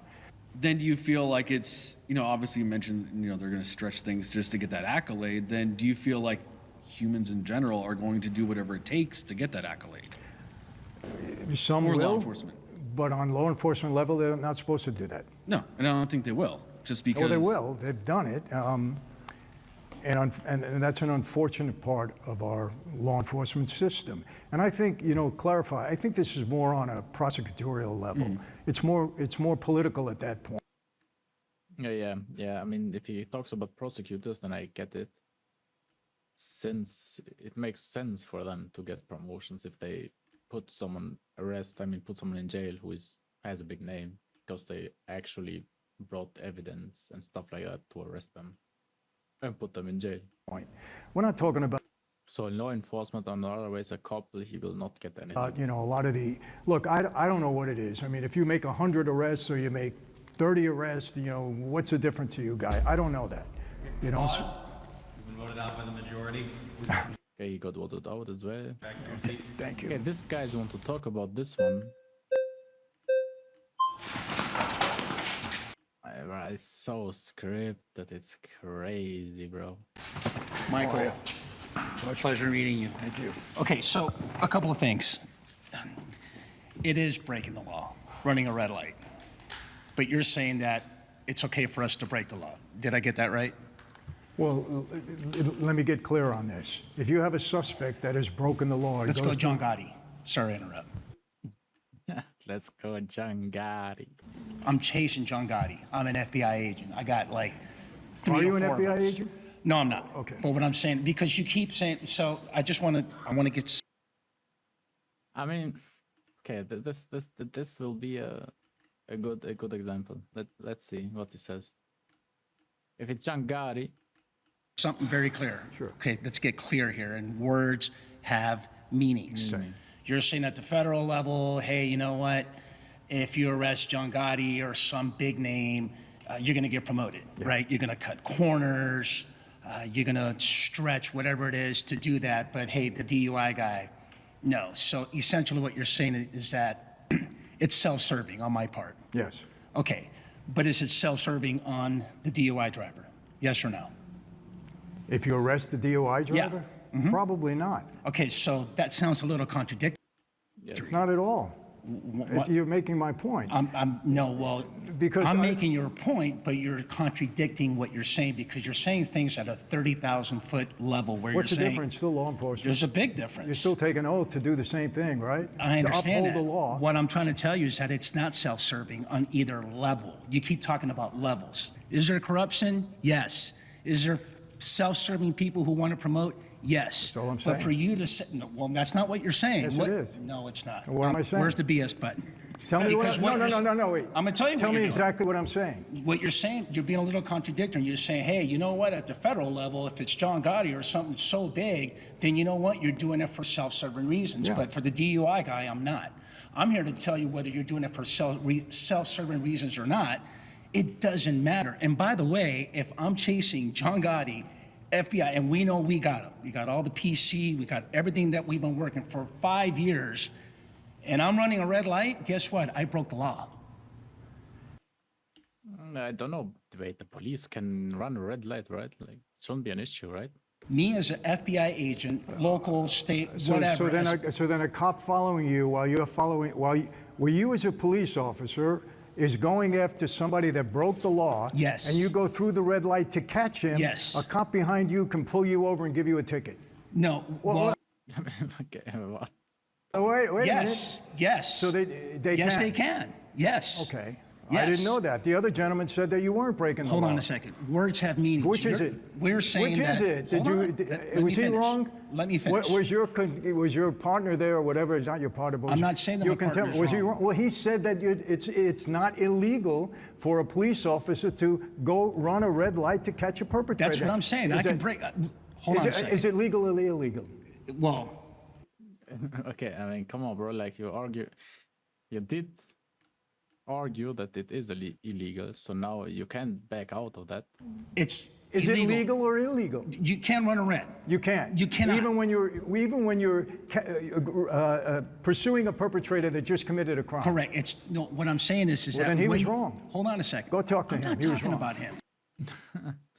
Yeah, but it was his argument, and he learned it from that guy. So you can't talk to him because the other guy told him something wrong. Go ahead. Just listen to my point, okay? But who's wrong and who's right? Is he About wrong? what? He said it was okay to, you're not breaking the law when you run a red light. That's what he said. Is he wrong or right?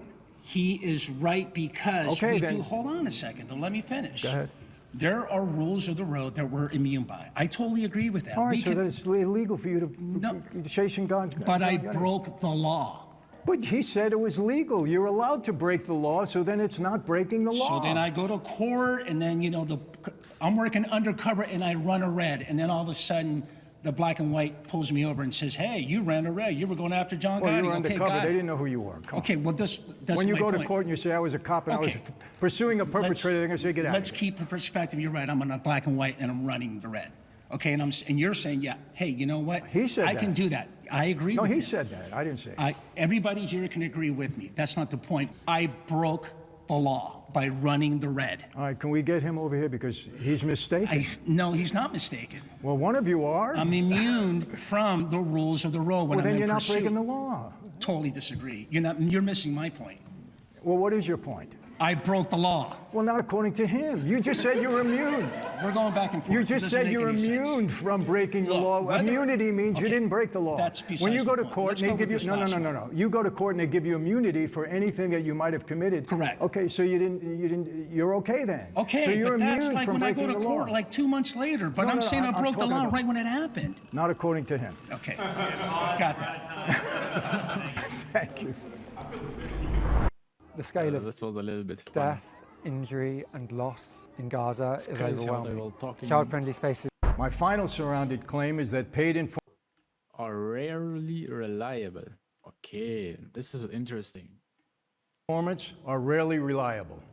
I mean, yes, definitely. Not definitely, but 50% of the time. Oh, why the fuck, bro? He should get just paid like nothing happens. Get paid, and it's okay, bro. Like, why should you risk getting caught and not getting money anymore? You can just keep feeding them small stuff and get paid on the long term. Because at the end of the day, the moment the guy who you're informing about, if he gets caught, like, you're jobless, bro. Like, so you have to start getting a job, get a new life, get stuff, and you are not incentivized to do that. Just keep feeding small stuff and then get paid. I mean, if you get paid like that. God, this is so scripted, man. How are you? How many times did you actually discover that informants were working against you, and how do you actually think that informants work from my side of the table? I've been to trial 5 times. I've been through 3 separate trials with my dad. I've never seen a paid informant get on the stand, put his left hand on the Bible, swear to tell the truth, and then lie through his teeth. Every single time. Every single time? Every single time. Who worked the investigations against you, FBI? FBI, local police, Suffolk County, Nassau County, Florida, So same thing. when you worked at federal level, there was no cooperative information or evidence that was ever submitted with that informant? No, I didn't say that. Well, you said every, that means all the time and All the every time. time. That's correct. Unless it wasn't every time. No, it was every time. And I've never seen them, listen, you can mix the truth with a lie, but I've never seen them get on the stand, left hand on the Bible, right hand swear to tell the truth, and lie. So we're commingling lies with truth. Sure. So it's not straight out lies. You're saying that they misrepresented or they flat out lied. I'm saying they lied. So did you ever have yourself on a recording, for example, with an informant? Oh, yeah, 83 times. That memorialization of that recording, was that truthful or was that a lie? Well, they couldn't use the 83 times that they had me on tape. They couldn't use it to indict me. Was that one case? That was one case, What yes. about the other 4 cases? Never on tape. Never had a wiretap? Had wiretaps, but never able to use anything against me. For indictment or during trial? For indictment. They were never able to use those wires to implicate me in a crime. Did you understand now, looking back on it, the federal rules for using informants with an FBI agent? The federal rule? The federal rules for... Explain it to me. I will explain it to you. So everything we do with an informant has to be corroborated in some fashion. We're not just going to throw evidence based upon pure and simple testimony of an informant. If that's happening, then you're dealing with an amateur. Let me tell you something. You're dealing with guys on the street who will do, many of them will do anything for money. And what you mean to tell me is that when you're paying this informant, you're not giving him incentive to lie? Let me tell you, no, let me back this Hello, up. guys, I'm back. I was indicted for a huge fraud case in the gasoline business. My partner, okay, was with me. We created this scheme to defraud the government. He was a paid informant. They paid him $2.5 million of stolen gas tax money to be a witness against me. Who did that case? Feds, FBI. FBI did the case. Yes. So that $2.5 million was paid how? Was it through seizure? They didn't seize any money as far as, they didn't seize any money from me. Okay. They paid him $2.5 million And you were not of money convicted that was on that stolen. case? I took a plea. Yeah, why'd you take a plea? Long story, because I took a plea because I knew that my former life was falling apart. The RICO Act was devastating to many people. I had just beaten a RICO case brought on by Rudy Giuliani, and I knew that the life was in trouble. I had a 14-agency task force assigned to bring me down, and I knew that I wasn't long for that life because I had such a target. I was arrested 18 times and had 7 indictments. After all these cases, let me ask you, Michael, were you guilty of crimes? Yeah, Were I you was guilty of crimes, yeah. Okay. So what does that have to do with it? It has a lot Was to I do guilty with of the crime, excuse me, was I guilty of the crime that they indicted me on? The one time that I took a plea, yes. The other 5 times, no. All right, we're going into a different area here, but let's talk about the paid informants. In my experience, paid informants, and I'm going to take, this even pertains to my brother. I saw my brother get on a stand and testify against my father. My brother was a paid informant, and as I sat there and watched him, I know he lied. If my own brother will lie against his father, okay, which is a very extreme situation, I am telling you, okay, I know guys on the street. That's where I grew up. I know guys. You give them money, you give them incentive. And listen, it's a bad system. It's a bad system. I'm not saying you don't use informants. I understand you have to use informants. But to pay informants, I can give you so many cases where guys are doing time because of paid informants because these guys get up there and lie. They have incentive to lie. At your trial... Pause. You've been voted out by the majority. Please return to your seat. Thank you.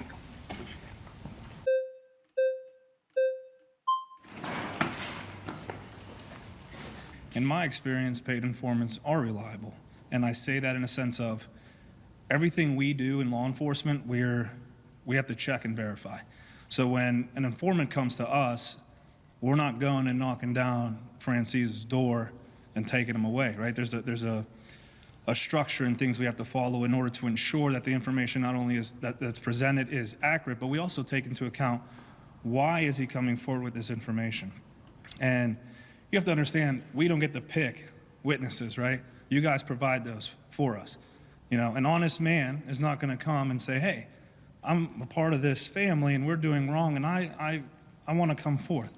We're dealing with people who either have been shunned or voted out of the family or however that works, or they feel like they deserve the promotion, didn't get it. So we understand the intention that's coming in. However, the information they're providing, we have to take into account. And then a lot of times that information checks out and some things don't. And when they don't, we have a system in place, i.e. courts and laws and policies and regulations that kind of weeds that stuff out, right? If I take incomplete and lazy case to court, it may get thrown out.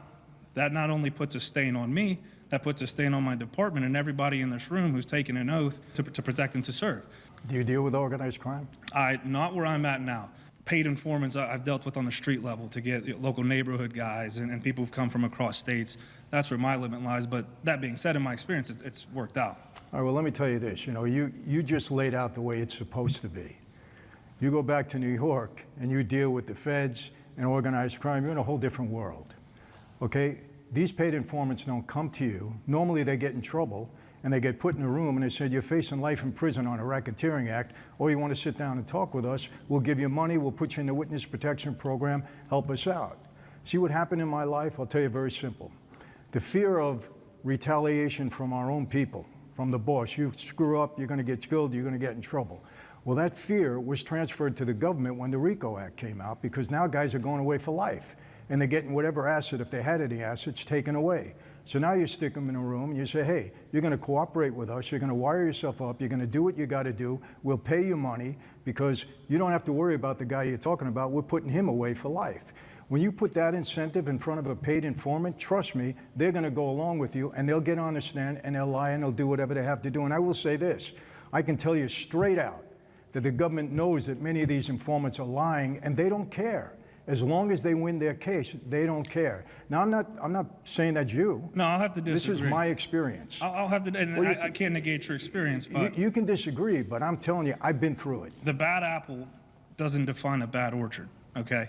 So how are these informants getting in the rooms? Again, we don't get to in trouble. But we're not making people get in trouble. These informants are putting themselves in positions. Absolutely. And we're just providing...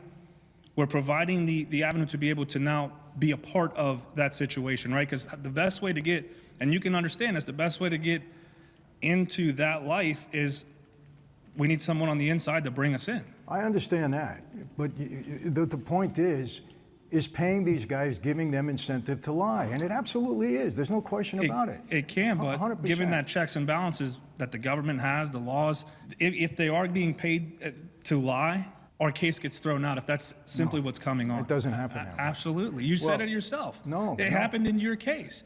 They got paid, they lied, and someone probably didn't present it to the best of their... You want me to tell you about the other 100 guys that are doing time because of that? In my particular case, you know, they were weak cases. I'm going to be honest with you. Okay, but you want me to tell you about the hundreds of other guys that are in jail because of lying paid informants? So there I was have no reason merit. to make this up. There was no merit. I didn't say there was no merit. I said they're lying paid informants. Can I ask you a question? Absolutely. If these are great witnesses and they're there to tell the truth and just really, why do you have to pay them at all? I'm not saying they're great witnesses. But I'm saying, why do you have to pay them at all? Why Because- should they get paid if they're telling the truth and helping law enforcement? Because you guys operate with money. You weaponize it. We use the same tactic because that's how people respond sometimes. You don't know how And it I've is used that- witnesses that don't get paid. I've used witnesses that have get paid. Well, then that's good. Then But they so- don't have that incentive, at least from being paid. But let me tell you something. In the mob life, we're not paying these guys. They're making their own money, and they're paying. Nobody hands anybody anything in that life. You got to be your own person. But and money make your own rules a life, right? Or you wouldn't be doing it. The incentive is money. You weaponize money, not you, but it's weaponized, and it's an incentive for them, right? Why do that? Because they're getting something in return. There's something that's been an opportunity provided to them. But why do you have to pay them at all? We don't have to. That's not the case for then everything. Why do you? I can't speak on why they were paid in your case. I know, but I can. They were paid because they were given incentive to become witnesses. They pay them, and that incentive makes them lie. Trust me on that. But let's look at the bigger picture, right? Informants have gone a long way to help us with organized crime. I agree with informants. It's the paid informants. My question is, why do you have to pay them? Tell them they get on the stand, oh, you know, I want to clear my conscience, I want to do the right thing. Yeah, right, you're getting paid. You're not only getting paid, but you're going to do less time. You're going to cooperate with us. We'll put your family in a witness protection program. We'll give you money. Anything that you want, don't worry about it. And you tell me that's not incentive to lie? When these guys are facing big time? That's an incentive for truth. It's a whole different thing. You've been voted out by the majority. Please return to your seat. Thanks a lot. Thank you. Verdiene nicht nur Geld, sondern kontrollier es. Bei XTB. Egal mit wie viel du startest. Du arbeitest hart für dein Geld. Jetzt lass es für dich arbeiten. Investments sind nicht für jeden geeignet und bergen Verlustrisiken.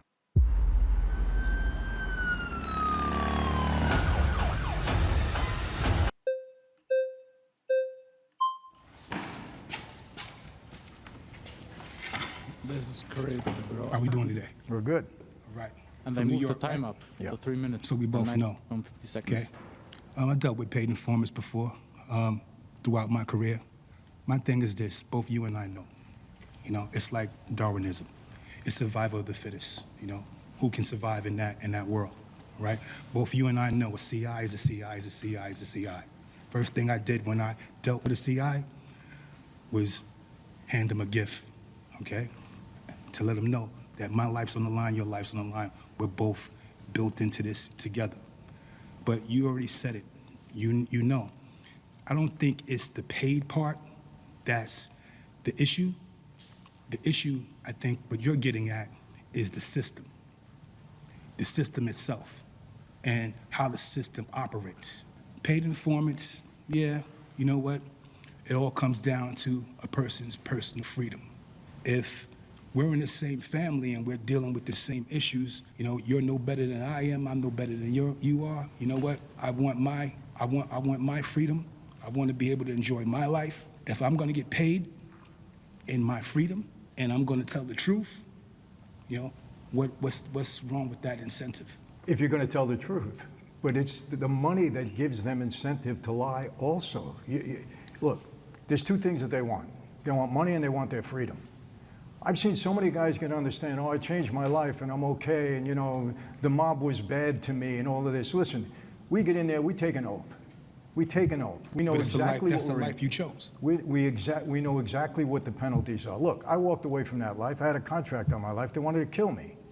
But I understood. I violated my oath by walking away and talking about it. I can't get mad at them.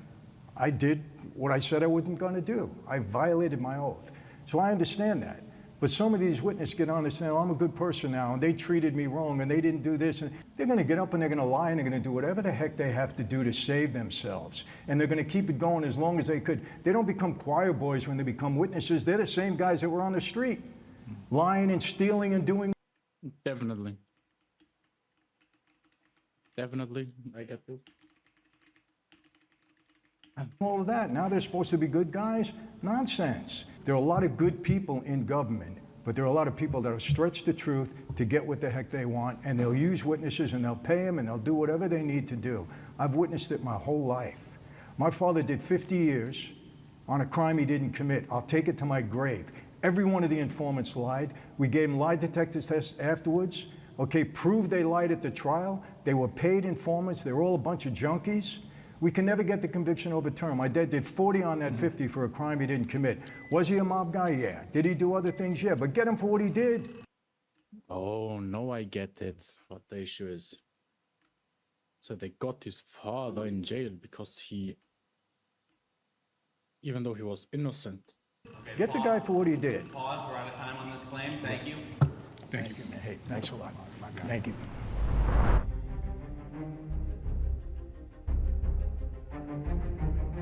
Okay. Do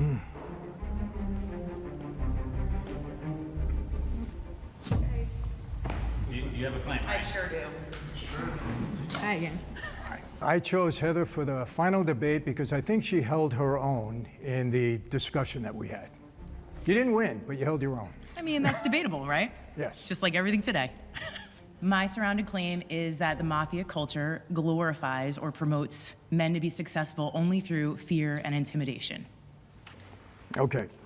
So what you're saying is that men that were involved in the mafia are really not smart. They really don't know anything but fear, and that's how they earn money. That's how they become successful within that life. If you take the element of fear away, we're all a bunch of dummies. That's absolutely not what I said. Okay. What I said is that your power is legitimized through intimidation and fear. And that if you took those away, you wouldn't actually have the so-called respect that you think that you have, right? Earlier you were talking about promotions and all these things. The mafia does the same thing. I mean, how do you think John Gotti got promoted, right? He killed Castellano, right? So it's all about the actions that you're taking to get there. It's through fear and intimidation. I'm not saying that you're not smart. No part of my statement said that any of you were dumb at all. I just think and I'm probably gonna have to hear about this if someone takes this the wrong way. Hitler, right? The way he led was fear, intimidation, pulling people in, and then they didn't know if they were coming in to meet him, whether or not they were going to get killed or whether or not they were going to get like a pat on the back. So what I'm saying is that it's not about servant leadership when it comes to the mafia. It's not about the leadership components that we as law enforcement should be pushing for right now, which is that human aspect, the humility behind leadership. It's about fear and intimidation when it comes to the mafia. Don't you think that fear plays an element in almost any walk of life? If you're in government, if you make a mistake, well, 100%. We all do things the way we do them because we fear something or have concerns about something. Like, that's how we work as fear humans, is bro. that you can lose your job. If you're in corporate America, you make a mistake, the fear is you can lose your job. Now, when you get to the mob, well, it's a little bit more serious because the consequences are more severe, because there is this big aura about the mafia that you don't do the right thing, you're going to get killed. Yeah. Okay, is that always so? Of course not. It's not the case at all. There are plenty of people in that life that never had to resort to fear or an intimidation to get their way. Never. So even though it's an element of that life, I think it's very wrong to say that if it wasn't for the element of fear, there wouldn't be success in that life. But as far as that's concerned, if you didn't have the fear and you didn't have that intimidation, how do you keep your power within the mafia? Well, when you say keep your power within that life? I mean, you guys run a hierarchy just like we do. Yeah, well, it's very simple because we all take an oath and we hold each other to a high standard. And that oath is that we realize that there are certain consequences we can pay if we violate the oath. And so the fear is a little bit more intense in that life because we agree to it. But it's not always fear that makes people rise in the ranks. There's a guy by the name of Roy DeMeo, okay? He was a serial killer. Roy DeMeo would have been a serial killer whether he was in the mafia or not. Mafia just gave him easier access, let's say, okay? And there was a certain amount of fear about that guy because he was a madman. But that didn't help him rise in the ranks. He ended up getting killed as a result of that. You know, so sometimes when people fear you, it could work against you. In his case, it did. Now, I'm going to be honest with you. You know, I stayed in line because I realized if I made a mistake, I could pay for it in a severe way. So it does keep us in line in a certain way. Like I say, the consequences are more severe. But fear is an element of almost every organization or every life. Fear is an internal element, but it can also be an external element as far as leadership is concerned.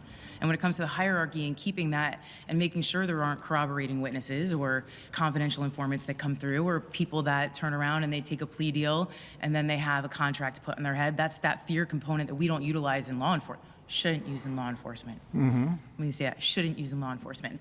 So for you, that fear component was very real. That intimidation of you leaving the life was there, was it not? But I left. You did. And for how long were you in fear of your life? Well, let's put it this way. I knew that there could be consequences that I could face, but I also knew the life very well. So I knew what I had to do to protect myself. So I didn't live in fear. I honestly didn't. I didn't sell my former associates short. I knew what they were capable of, but I also felt that I can, you know, do my best to avoid that. But I think what you're saying is that's one of the main reasons why we succeed in that life, because of fear. And I disagree with that. Why do you disagree with it, though? Because it's not true. But you just said it was. You just said that there was fear. Just because you didn't have fear, fear and intimidation was used in order to keep you in line. Because if you walked in a room, you might not walk out. If you did something wrong. But that, If you violated the oath, yes. But in order to succeed in that life, and you're not violating the oath, it wasn't fear that allowed me to succeed in that life. It was having an understanding of the life, knowing how to use that life to benefit me in business, and where I had my success. So fear didn't cause me to be a good mob guy. But do you think the head boss used fear and intimidation more than anything else? He didn't use it against me. I just knew that it was there. I didn't mean just against you. I mean, the mafia culture promotes men to be successful through fear and intimidation. Yeah. If we are for real, like 100%, they have fear, intimidation. But but the issue with this is they don't fear. I mean, they kind of do fear the boss, so they have to be fearful. But I don't see how to be successful only through fear, because if you, as I'm concerned, the mafia didn't just have drugs and just get money, right? Like they did money with normal businesses as well, no? So with unions and stuff like that. So I do not think that the mafia promotes only meant to be successful only through fear and intimidation, but it kinda does though, because there is fear that if you break the rules there are consequences, and then there is fear that you intimidate other people to not f with you, right? To have respect for you. And that's how you are successful in a way, because if people fear you, like you are successful, you can get stuff done, like intimidating a businessman or stuff like that. So yeah, I mean, I feel like the mafia culture did a lot of fearful things. Fearful? No, like they used fear and intimidation most of the time to be successful. They did other stuff like getting unions controlled and stuff like that, but I feel like that's just I mean, they had to be really, really smart. Like you can't have five families, criminal families working together or working in a city and controlling it if you are not smart. Like they had to be smart, but they did mainly use fear and intimidation, as well as violence. I mean, violence is missing here. I meant the mafia culture as a whole. Yes, it's an element of fear in that life, like there is in other lives, except that the consequences are more severe. But what I'm saying is, I think she's using it wrongly, the argument. She should have said that the mafia uses fear for other people, not only internally. Like, I mean, she did say externally, so they used fear, like they used intimidation and intimidated other people to get them in line as well. And that is the issue here, not that they used fear and intimidation for their own hierarchy, but for the other hierarchy. Because you sign up for you have fear and intimidation is used in every organization, like not on your organization, like everywhere in life. Like on Twitch, like, as an example, on Twitch you hold by the rules because you fear a ban. You get it? And that's how we get people in line, through rules and laws and stuff like that. And that's the same stuff the mafia used, only that the consequence was a little bit different. And yeah, so you had to think more about the stuff you do. Otherwise than that, I think they use fear and intimidation to be successful is kind of true, because they did use those two elements to get money from external people, or to get favors or stuff like that from external people. I mean, the mafia didn't get favors, but like, if someone needed some help or stuff like that, they used fear and intimidation, the mafia, like nothing else. Like they used those too, and it was not respect. No one respected them on the street. Like people just feared them and were intimidated, so that's why they never went against the mafia. And fear doesn't cause you to be a success in that life. It's, to me, it's understanding the life and knowing how to use it to benefit you in whatever it is you're trying to do. But I will tell you this, you know, when I walked into a room sometimes to negotiate with somebody, well, that aura was there. I didn't have to say anything. They knew who I was, they knew what I represented, so. Exactly, I mean, you do have a fear and intimidation. I mean, you know who he is. You know, I mean, I don't know if he was successful or not, but I think he was. And I mean, the boss of the family, like you had fear for him, and you were intimidated by him, so you could not speak ill, or like you had to measure your words. But I think the fear, the issue here is not the fear in a sense of internally. I think the issue is that the fear externally is the issue. Maybe the fear was from the other side. You know, I better watch what I say here. Stuff like that, yeah. So there's a bit Yeah, exactly. Like you have to measure your words if you met someone higher than you. of an intimidation factor when you walked into the room In because of certain your cases, reputation, yes. the way you held yourself. So Yes. fear and intimidation are the basis of some of the leadership and the I mean, they are everywhere. Like, if you don't fear your leader, like, that's. I mean, you can just do what you want, and people usually in this circumstances don't like that. I mean, in most organizations, people fear the hierarchy because they might lose something that they want or they value. I mean, in a sense, in the mafia, you might have lost your life, which you valued, but in an organization, you might lose your job, like the money you get, the life you have. You might lose you might lose your wife, your family, all of them, because you can't. Like, your wife leaves you, bro. If you don't have money, she just leaves you. culture that is. And you can lose that life as well, yeah, your car, all of that, like your home. So that's the fear used in organizations, and the fear used in the mafia was like, bruh, you lose your life, or you lose a thing, or you lose that and that. I mean, that fear and intimidation, I don't think is an issue. And I mean, it's the correct way actually to handle an organization, right? Within the mafia. It's if I think about it, so if it's bad or not, it's this.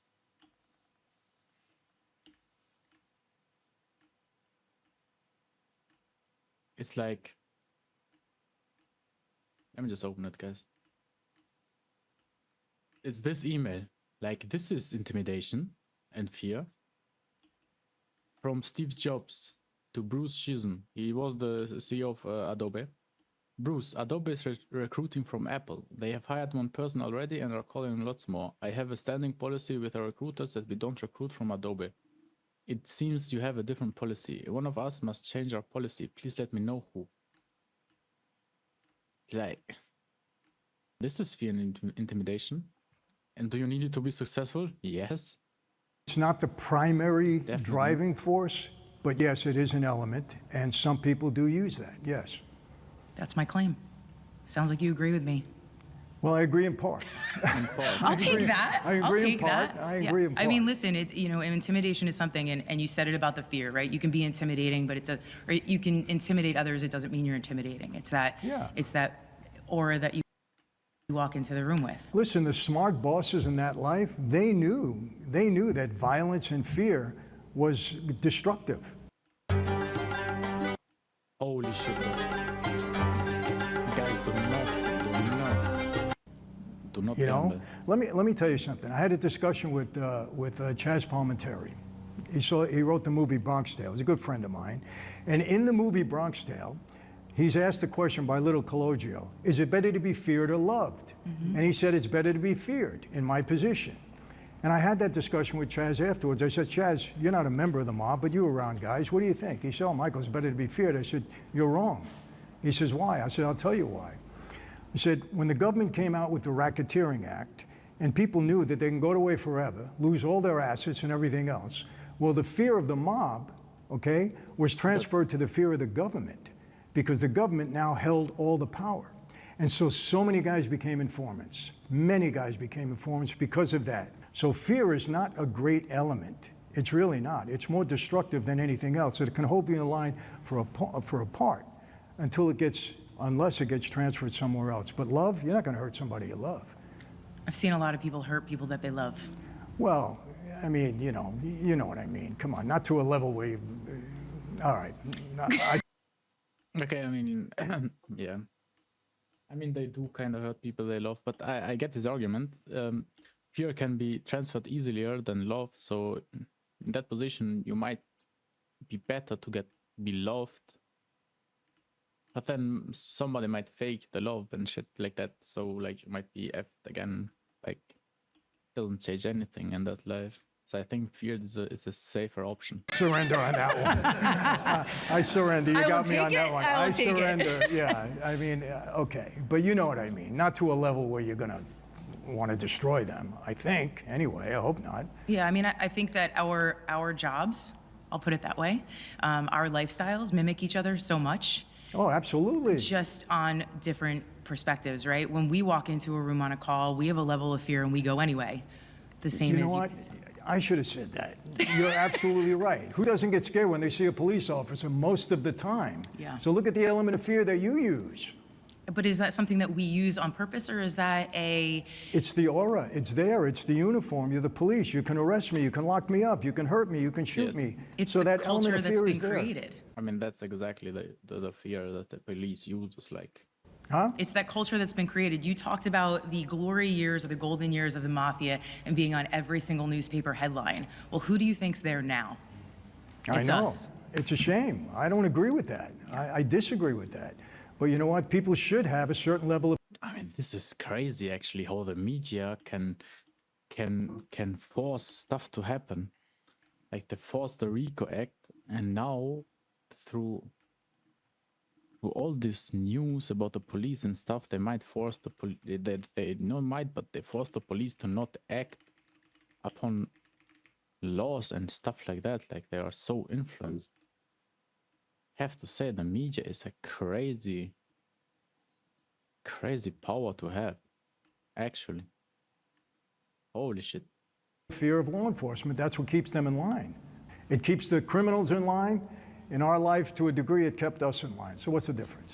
The difference, in my opinion, right, is I believe that I was very lucky in where I grew up. I didn't have a fear of police. They were there as the heroes. They were the ones that came to save the day. When I walk into a room and somebody goes, "Oh, you better behave, or I'm going to have that police officer take you away," like that's not something I'm instilling in someone. That's the parent instilling that fear in their child about who we are. And I think the same has been said about your reputation and who the Mafia is, right? After sitting here and hearing you all day, like I feel like you and I could be best friends, because, right? But I'm not scared of you. I'm not, there isn't a fear element on my end when it comes to you. But I do believe that the leadership style within the culture of the Mafia is something based on fear and intimidation. I don't believe those are the only elements, but I do believe historically that's where it came from. There's an element of fear in almost every walk of life. Yeah. I mean, that's the whole point, like. And again, it's accentuated in the mob life. I will agree with that. But what I disagree with is it's that fear that made the life successful. There's a lot of guys in that life that if they have chose to go in the legitimate world, that would have been brilliant and very successful. Trust me. You know, no other organization has thrived like we had during that. And I'm not bragging, and I'm not glorifying, I'm just telling the truth.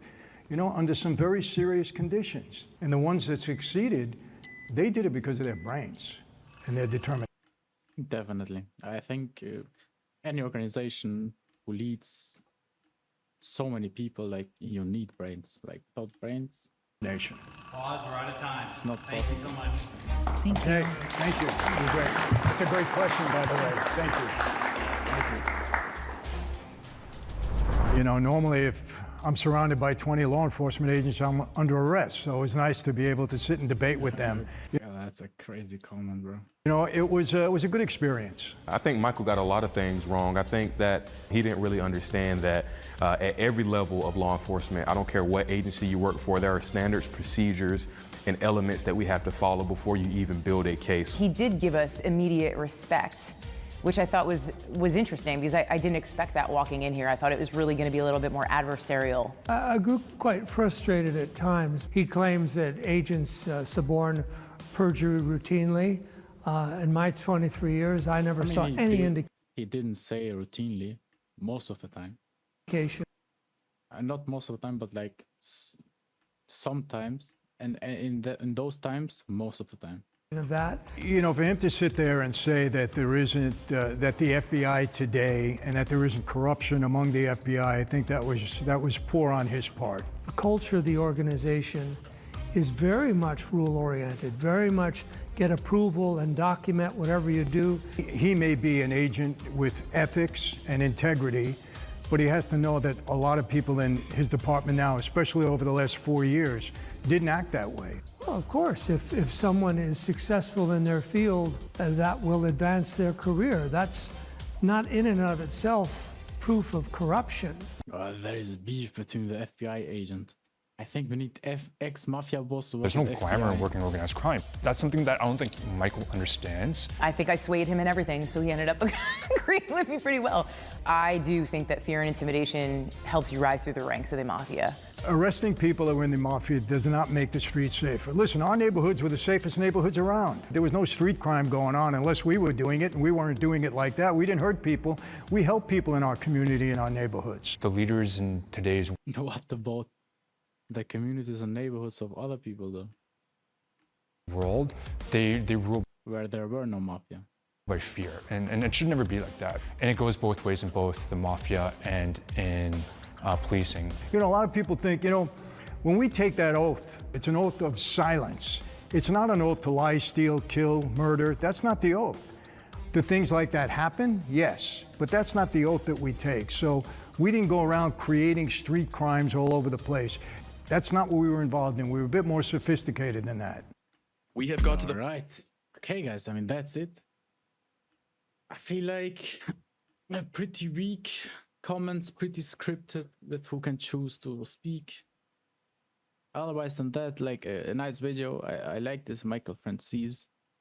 The cops were kind of nice, besides that FBI guy who was like kind of delusional, saying like FBI agents are not do not abide by the law. So kind of with an opinion that he is like he came prepared, like trying to wash off the reputation of the FBI. Like Michael said, like this Francis guy, the mafia guy said, like the FBI doesn't have a good reputation right now. And the guy came here talking like as if he wants to protect that reputation. So that's the only thing I am criticizing right now. But otherwise than that, like I have to agree with most of the cops. Like it's pretty hard being a cop, and yeah, you have bad cops. And if you are someone like ex-mafia boss, like you will experience mostly the bad stuff with the cops than the good stuff because of who you are and what your background is. So yeah, I mean, that's about it. Let me just stop the recording, guys.